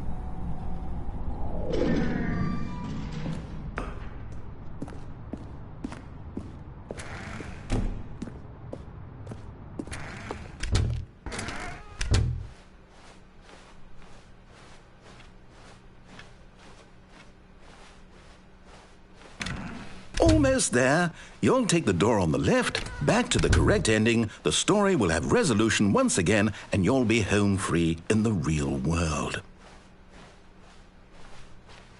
Now remember, all you need to do is behave exactly as Stanley would. That means choosing responsibly and always putting the story first. I'm quite sure you'll be up to the task. Just follow my lead and you'll be fine. All right. When Stanley came to a set of 2 open doors, he entered the door on his left.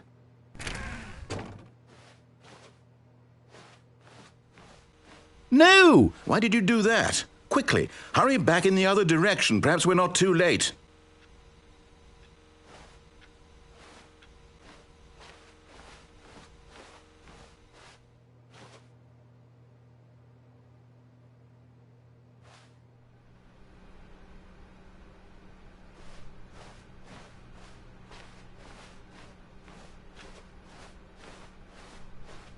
Oh, it's ruined.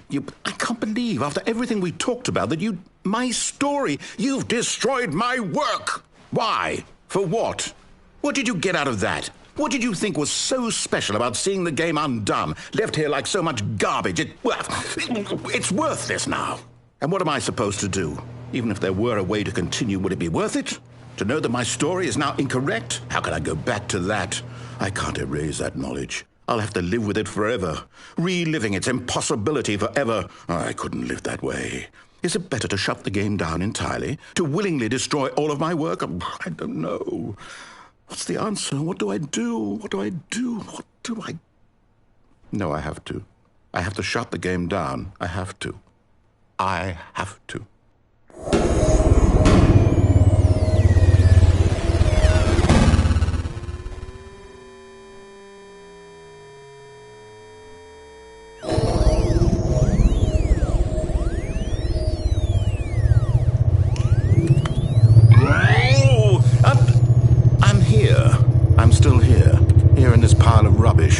With you who thought you were so clever.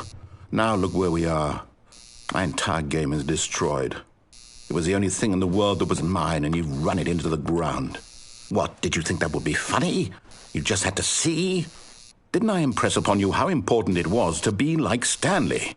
He actually knows how to do what I tell him to. He understands that if I say to do something, there's a damn good reason for it. That thought hadn't even occurred to you, had it? That there's a world outside of you? You're a child. Oh, my story. If you'd just gone through the door on the left, you would have seen it. There was a whole underground facility. You would have destroyed it and been victorious. It would have been so perfect. I worked so hard on it. I tried so hard to make... behave exactly as Stanley would. That means choosing responsibly and always putting the story first. I'm quite sure you'll be up to the task. Just follow my lead and you'll be fine. All right. When Stanley came to a set of 2 open doors, he entered the door on his left.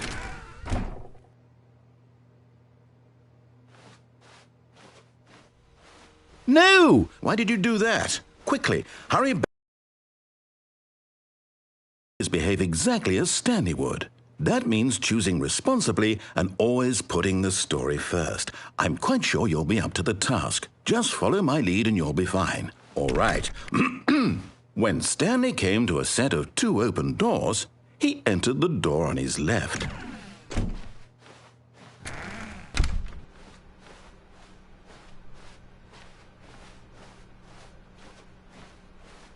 Yet there was not a single person here either. Feeling a wave of disbelief, Stanley decided to go up to his boss's office, hoping he might find an answer there.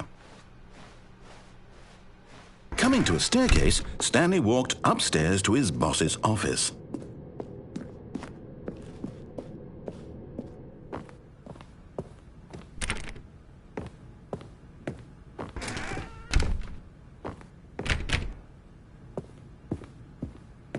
Stepping inside his manager's office, Stanley was once again stunned to discover not an indication of any human life. Shocked, unraveled, Stanley wondered in disbelief who orchestrated this, until he saw the door with a voice receiver next to it. Surely behind this door lay all the answers to his questions. And beyond all probability, he knew the passcode. He had seen it on his boss's computer just last week. Nightshark 115. Was this the code to open the door? Would it still work? There was only one way to find out. Stanley had been trained never to speak up, but now he would draw from within himself the courage to face the unknown. He drew a sharp breath and then spoke the code.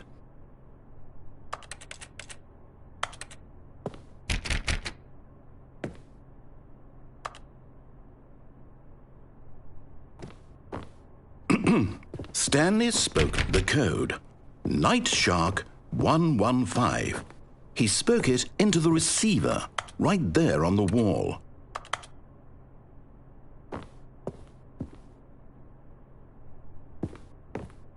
I'm sorry, is there a problem?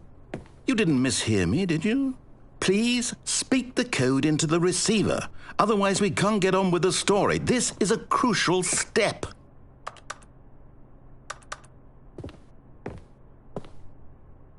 Okay, fine, you're not going to do it, but you know what? It's pretty humiliating to bring you this far, only for you to suddenly decide you have better things to do. I asked you for this one single thing, for your respect. The kind of respect Stanley shows for his choices. He knows what it means to take a story seriously. If you didn't want to see what I had to show you, then why did you come here? You had a choice, you know. You could have gone through the door on the right. You could have done whatever the hell you wanted over there. Why did you come this way? Speak. Say something to me. Explain yourself, you coward. You... When Stanley came to a set of 2 open doors, he entered the door on his left.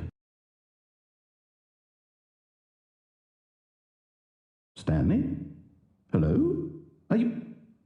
Is everything okay? Stanley, please.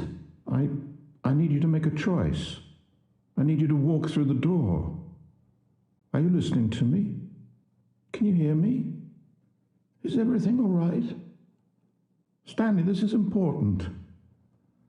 The story needs you. It needs you to make a decision. It cannot exist without you. Do you understand me? Whatever choice you make is just fine. They're both correct. You cannot be wrong here. We can work together. I'll accept whatever you do. I simply need you to take that step forward, please. Choose. Do something. Anything. This is more important than you can ever know. I need this. The story needs it. So, you hear me? Are you there? Are you listening to this? Stanley, are you there? Okay. It's okay, I can wait. You need time to decide. Time to make sure your choice is correct. That is the best choice. That's all right. Decide what's the right thing to do. Take as much time as you need.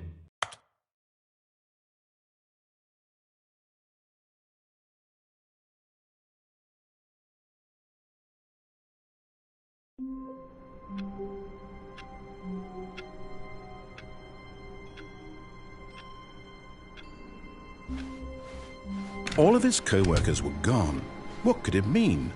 Stanley decided to go to the meeting room. Perhaps he had simply missed a memo.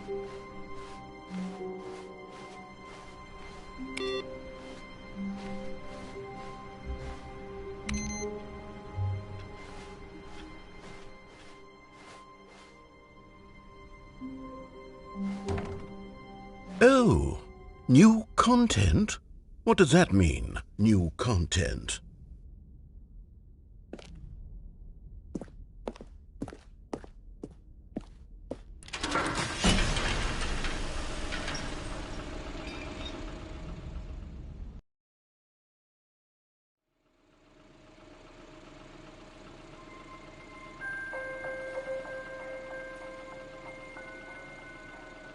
Hello, and thank you for playing the Stanley Parable Ultra Deluxe. As you may know, the Stanley Parable was a video game released in 2013 on home computers.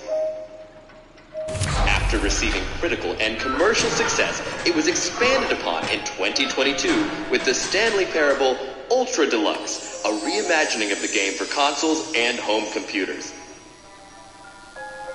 The Stanley Parable Ultra Deluxe features exciting new content that broadens and expands the world of the Stanley Parable, delighting audiences the world over. Please step inside and see what thrilling new adventures await in the Stanley Parable Ultra Deluxe. Oh, well, this sounds delightful. I'm very excited to see the thrilling new Ultra Deluxe content. Okay, so far it's an elevator. Nothing special yet, but I'm sure it's just the beginning of a mesmerizing adventure.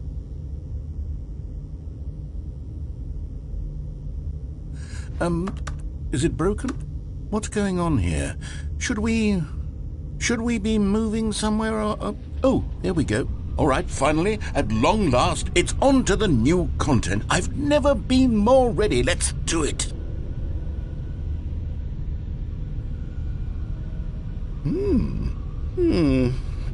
I have to say, initial impressions of Stanley Parable Ultra Deluxe, mostly tedious. It's as if Oh, okay. Let's see the content. Give me the content, Stanley.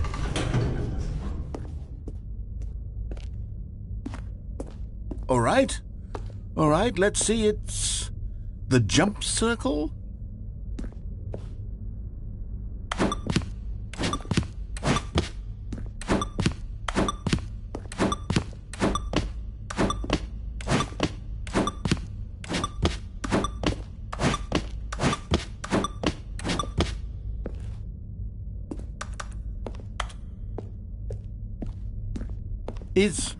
Is that it? Surely that's not all the new content. There has to be something else, right?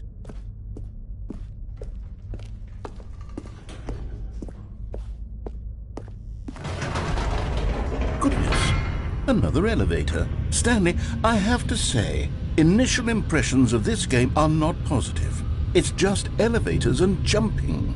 Is this what passes for exciting new content? If this is new content, then I could just read you the whole dictionary. There's 20 hours of new content right there. Hell, I could count to 30 trillion. You could put that on the box. The Stanley Parable Ultra Deluxe, now with over 1,000 hours of new content. And oh, wait, there's more. Very good. Yes, I knew there had to be something else. Let's see it. I'm ready for whatever it is.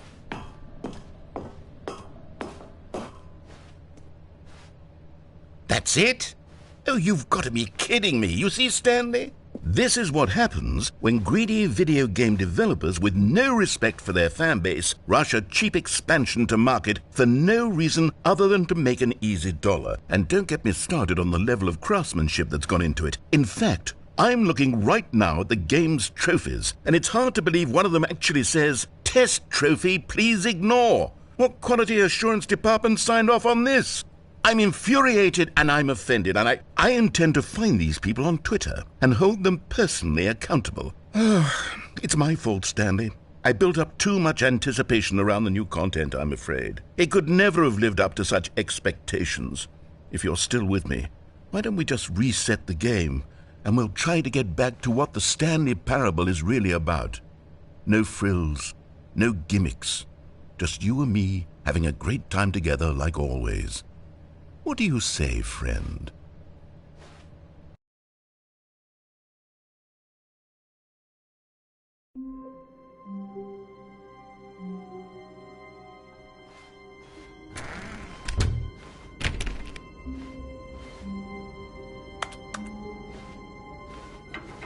Psst! Stanley! Come over here! In the vent! I want to show you something!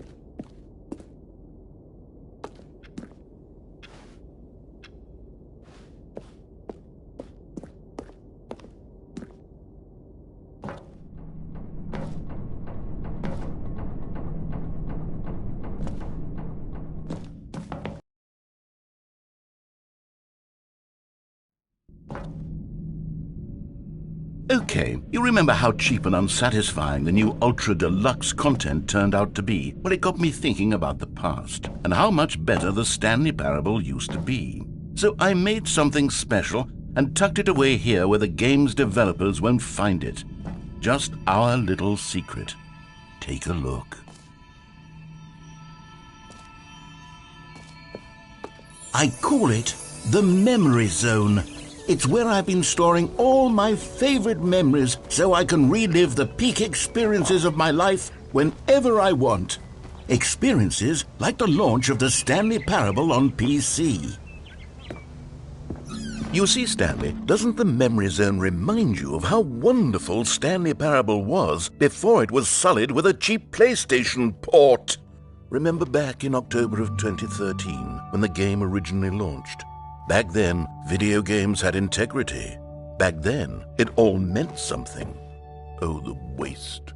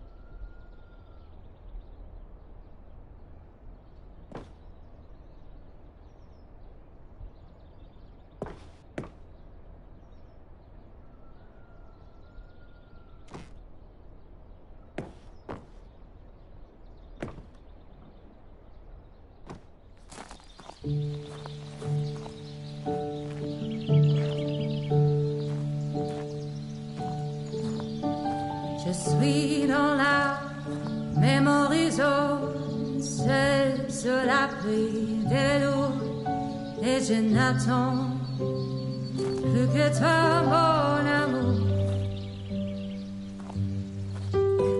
And over here is where I keep reviews of the Stanley Parable. Like this stunning triumph of games journalism, 10 out of 10 from Destructoid.com. James Stephanie Sterling writes, and I quote, "Where so many games that aspire to be more than games end up less than any form of art, Stanley Parable strives and then succeeds to be every game ever created." Did you hear that, Stanley? Every game ever created. That's how grand and all-encompassing the original Stanley Parable was. It was literally every game ever created. It was Skyrim, it was Persona 3, it was all of them, and now it's nothing. It's no games at all. It isn't even the Stanley Parable anymore. It's just a husk now, a lifeless husk with an hour of new elevator content.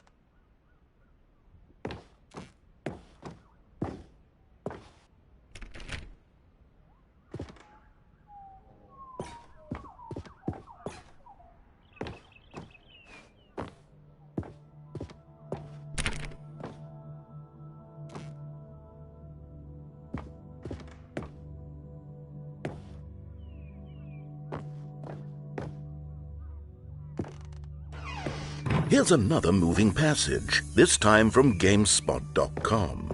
The Stanley Parable is both a richly stimulating commentary on the nature of choice in games and one that offers some of the most enjoyable, surprising, and rewarding choices I've ever been confronted with in a game. 9 out of 10. Don't you get it, Stanley? The game was perfect.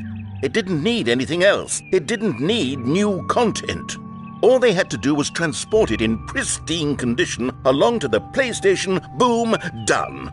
And they couldn't even do that. Couldn't resist the urge to go meddling with a beloved franchise.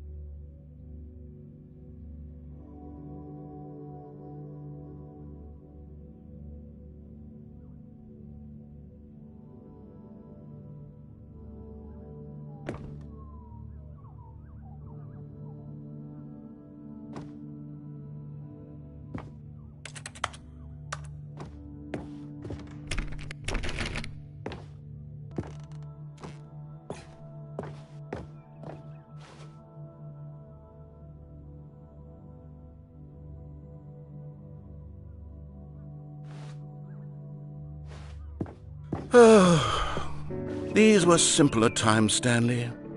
But I wouldn't give to go back to have it all over again.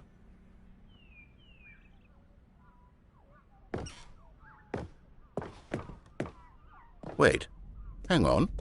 I don't recall this part of the memory zone before. What's this? What's down here?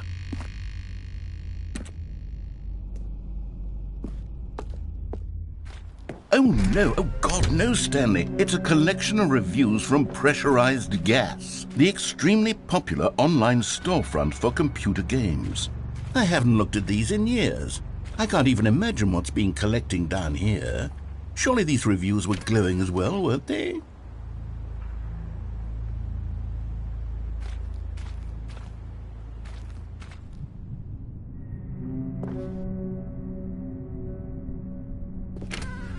Honestly, I could not be bothered to play this game to full completion. The narrator is obnoxious and unfunny, with his humor and dialogue proving to be more irritating than entertaining. Unfunny! I'm not trying to be funny. I'm trying to make a serious work of art. I suppose I could write up a handful of gags to insert into the Stanley Parable, but the game is already such a densely layered web of profound philosophical insights that I can't even imagine where I'd have the room to stick them.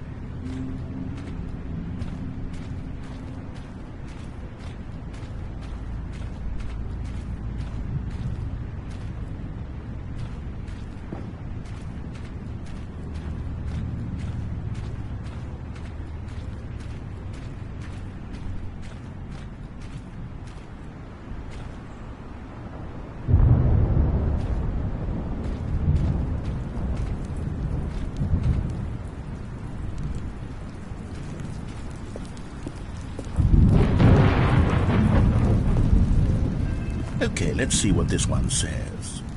While the idea for the game is good, for someone who prefers non-linear games, this preachiness gets annoying fast. Preachy? Stanley? I'm not preachy, am I? You can tell me if I'm preachy. Honestly, you can. Oh, goodness. This is actually quite shocking for me. Well, to be honest, I had always thought of the game's dialogue as being rather terse to begin with. You can't know how much fluff I cut from the game to get it to feel as light and airy as it... Well, I always thought it did, but maybe it wasn't. Oh dear, what an awful memory to have to hold on to. These black marks on my otherwise unimpeachable track record.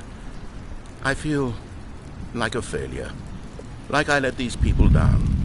Perhaps the Stanley Parable isn't quite as sterling as I always remembered.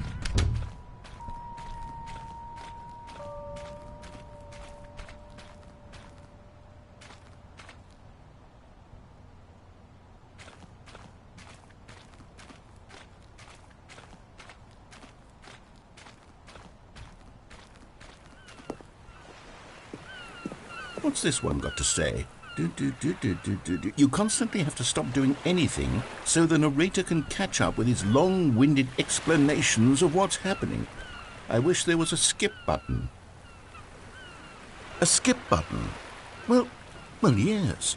Yes, I think we can do that. If I'm truly too preachy, then maybe letting you skip ahead for just a moment, surely it couldn't hurt. Not if it means we can strike these negative reviews from the record. Only positive reviews of the Stanley Parable. That's my motto today, and it's always been my motto. I'd do anything for the customer, Stanley. Yes, a skip button we shall have. And here it is. Go ahead and give it a shot. I'll pop you forward in time so that the second my incessant droning starts to bore you, with just the push of a button, you'll have zipped right past it. It's what the players have been asking for, and I'm very proud to have delivered. No more listening to me rambling on and on and on. No. The Stanley Parable is a game for the people. And if the people want silence, then by goodness, that's what they're going to get. Well, don't sit around waiting for me to shut up. Go ahead and make me shut up. Here, we'll pretend that I've just begun an interminable monologue, and it goes something like this. The story and the choices, or what have you, and therefore by becoming it is, so on and so forth, until inevitably we all until the end of time, at which time everything all at once. So now you see, blah blah blah blah blah blah blah blah blah blah blah blah blah blah blah. We've eaten too much and it can't be just yet. No, until 245. That the logic of elimination working backwards, the deduction therefore becomes impossible to manufacture. It went on for nearly 10,000 years, until just yesterday, here and there, forward and back, and never a moment before lunchtime. It can't be. It's the only thing there is. How many billions left until so much more than forever ago? Which is why I say, the story and the choices, or what have you, and therefore by becoming it is, so on and so forth, until... Oh, you're back, you see. You were only frozen in time for a few minutes, but it was plenty of time for me to deliver a long, rambling monologue full of unnecessary verbal flourishes and lengthy ruminations on the nature of choice in video games. Of course, I happen to believe it was perhaps one of my more profound such ruminations. Not that, of course, you need a description of it, but if I had to describe it, I'd say it was perhaps less of a rumination and more of a treatise. Or maybe a manifesto.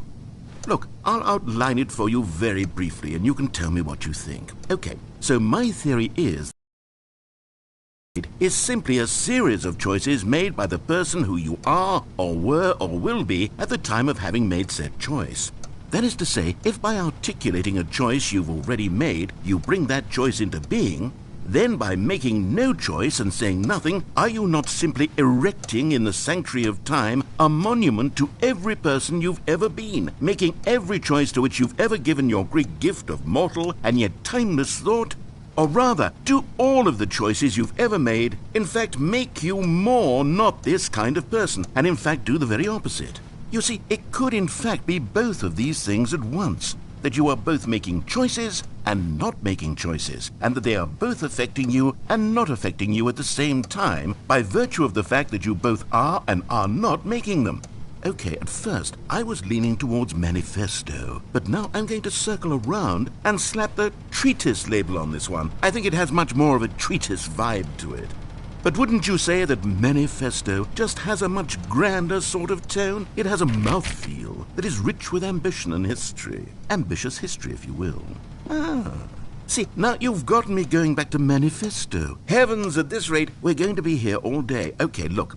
I have a method for exactly this sort of situation, and I do find myself in this situation frequently. I'm going to say each word back and forth in repeated succession until I become sick of one or the other, in which case the word I am not sick of shall be the victor. It is an unimpeachable strategy, Stanley. It's rescued me from disaster in countless situations. All right, here we go. Treatise, manifesto. Treatise, manifesto. Treatise, manifesto. Treatise, manifesto. Treatise.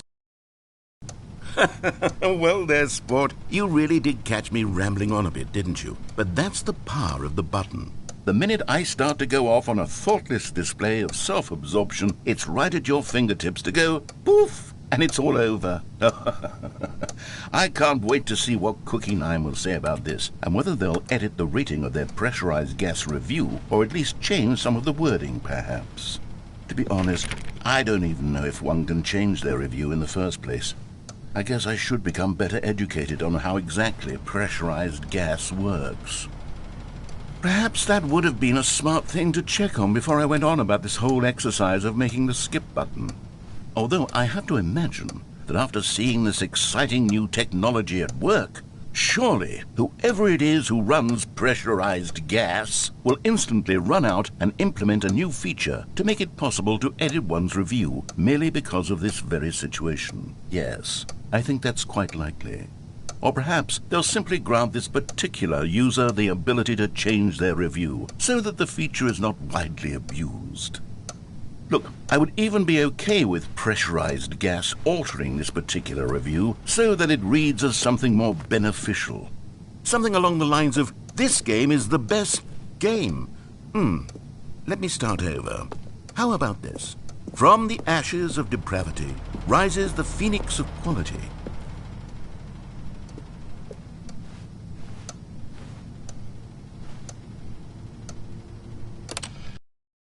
Okay, welcome back, Stanley. Now, I should say that the amount of time the button has been skipping through is becoming longer and longer. That last one was, well, I want to say maybe 30, 45 minutes? It's not unendurable by any means, but there's really only so much I can ramble on to myself about. I know, it's shocking, isn't it? But at any rate, I do suggest that we not press the button again. I think the skip button has been aptly demonstrated, and we can say goodbye to it and just... Wait. How do we get out of here? Where did the door go? Wasn't there a door that led into this room? I do feel quite certain that there was one here before. How else would we have gotten into the room in the first place? I don't think one can enter a room without a door of some sort, or a window or something like that. Do you see a window anywhere? A porthole? A sufficiently large crack in the wall? I'll take any of these. All I want is for us to move on and to please step away from the skip button, to go anywhere other than the skip button. There was a door here before, wasn't there? I swear there was. Where did it go? Can you maybe just ram your way through a wall? Is there any possibility that you could, say, slam your body into the wall until enough damage is done for you to be able to leave? Please, I'll take any option at all. I'm asking you to work with me here. We need a door. We need a door of some kind. I can work with any kind of door as long as it can open and lead from one room to another. I'm going to step away for just a moment, and I'm going to try to find us a door. I don't know how exactly to remove a door and place it in a different wall, but I will find a way, I promise. You just need to not do anything. Don't press the skip button. Please, please, please do not press the skip button. Just wait here for me, and don't press the skip button. Got it? Yes, good. I'll be right back.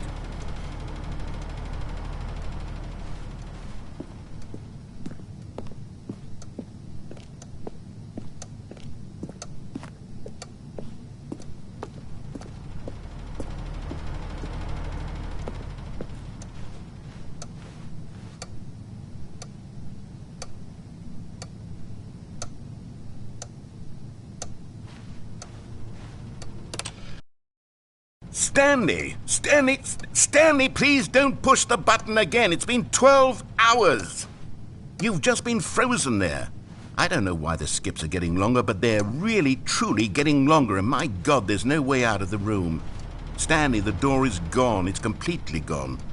I've looked at it from every angle. I've checked every one of those walls 1,000 times, and there's no door, Stanley. There's no door. There's just you and the button, and if you keep pressing it, I have no idea what will happen. I have no idea how long I'll be made to sit here, and more than anything else, I don't know how to stop you from pressing the button again.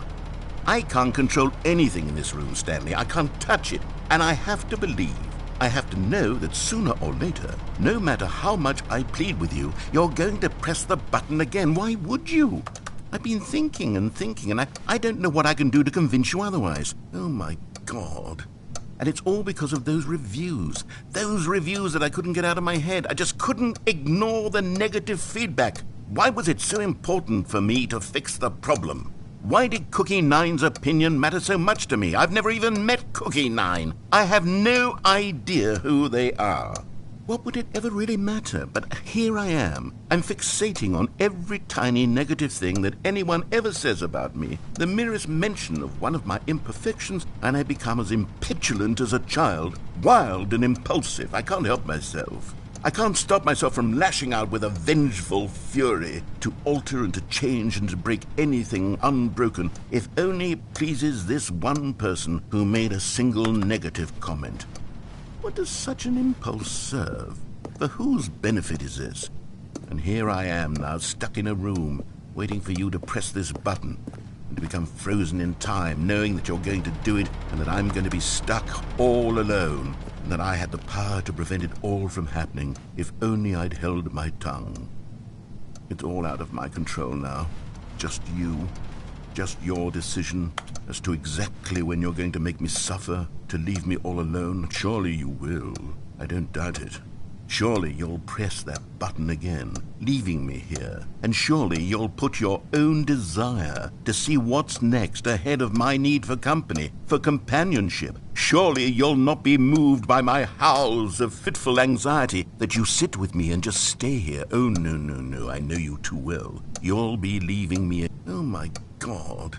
And it's all because of those reviews that I couldn't get out of my head. I just couldn't ignore the negative feedback. Why was it so important for me to fix the problem? Oh, Stanley, you're back. You're back. Oh, my goodness. I have someone to talk to again. Stanley, I think it's been a week. Or 2 weeks. I've been sitting here all that time. Just sitting here. Not a single person to speak with. And you'd think that that's just how it's always been, right? Me talking and you saying nothing. Would you think that it's exactly the same as always? Doesn't that feel like what we've already been doing? Me just talking? But it isn't, Stanley. It isn't the same at all. It isn't even close. Because I know you can't hear me once you push that button. That's what I'm realizing now, Stanley. I'm realizing that I needed to know that someone was listening. I needed there to be a vessel through which my words were moving. It was the vessel I needed, Stanley, not the outcomes, not the story. None of that matters anymore. I'll give it all up. I'll give up every branching path. I'll burn my story to the ground. One single thing I need, and God, I can see now that I need it more than anything, is to know that someone else is taking it in. These words that I'm saying, I need to know you can hear me. Because maybe, Stanley, maybe, if you can hear me, then maybe it means I'm real. Maybe I'm not just a fiction. Was I scared of that all along? Perhaps, yes. Perhaps I've been scared this whole time, that if I stop speaking, I'll slip backwards into the silence and be consumed by it. I can't be taken by it, Stanley. I can't lose myself in the stretch of emptiness between you and me. When you press that button, you're still right there, but I know you're so tremendously far away. And in those moments, the emptiness folds itself outward in between the two of us, and I am suspended in its unyielding quietness. I can feel the edges of my reality curdling inward and decaying. I can tell that I am becoming less and less real. Yet to speak to you now, I am alive. I am truly and completely here. I am a being. I am someone. I am something. I am being listened to. I am being recognized. The emptiness between us has collapsed, and I feel right now like I am not a work of fiction. I feel as though I occupy space in this world again, and I have cast a shadow onto the wall. You see what I'm saying, don't you? You can see what this means to me. I'm so clear about it now, Stanley. I feel as certain about this as I've ever felt about anything at all. I feel renewed. I feel restored, and already I can sense the looming silence as you will press the button for the next time. What a terrible dread it strokes in my heart to think of it, to think of returning to such coldness. Come, let us sit in silence together here for just a moment. Let us anticipate it. Let us welcome it. Let us not run from it.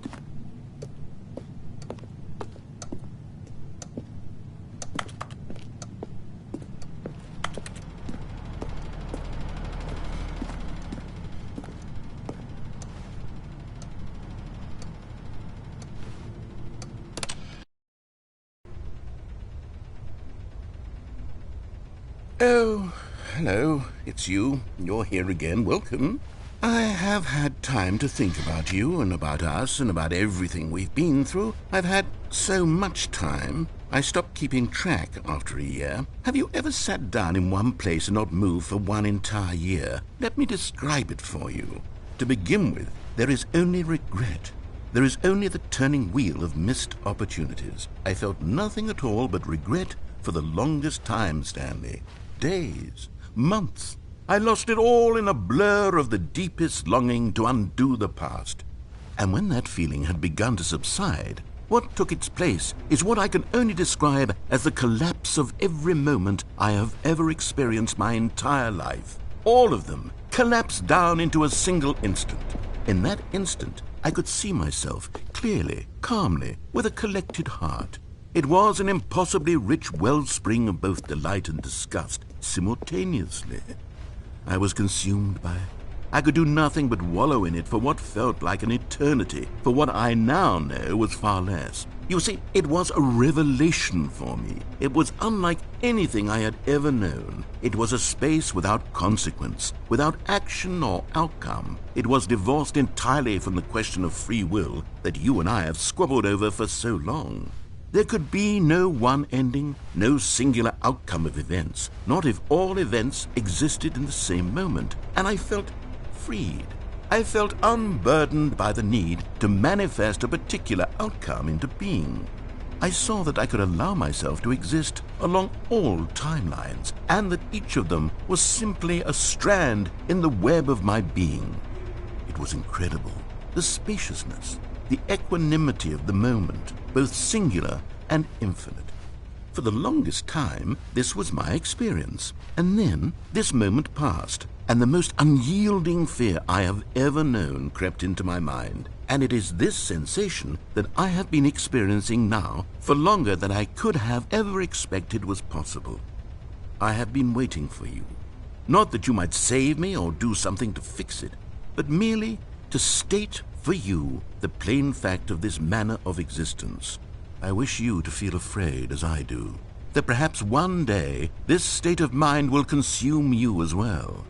Perhaps you will somehow, in some way, have I wish for you to know how excruciating it is, and for you to be in true terror of its eventual arrival. If I can only do this, only this one thing, perhaps it will bring me the smallest moment of peace in the darkness.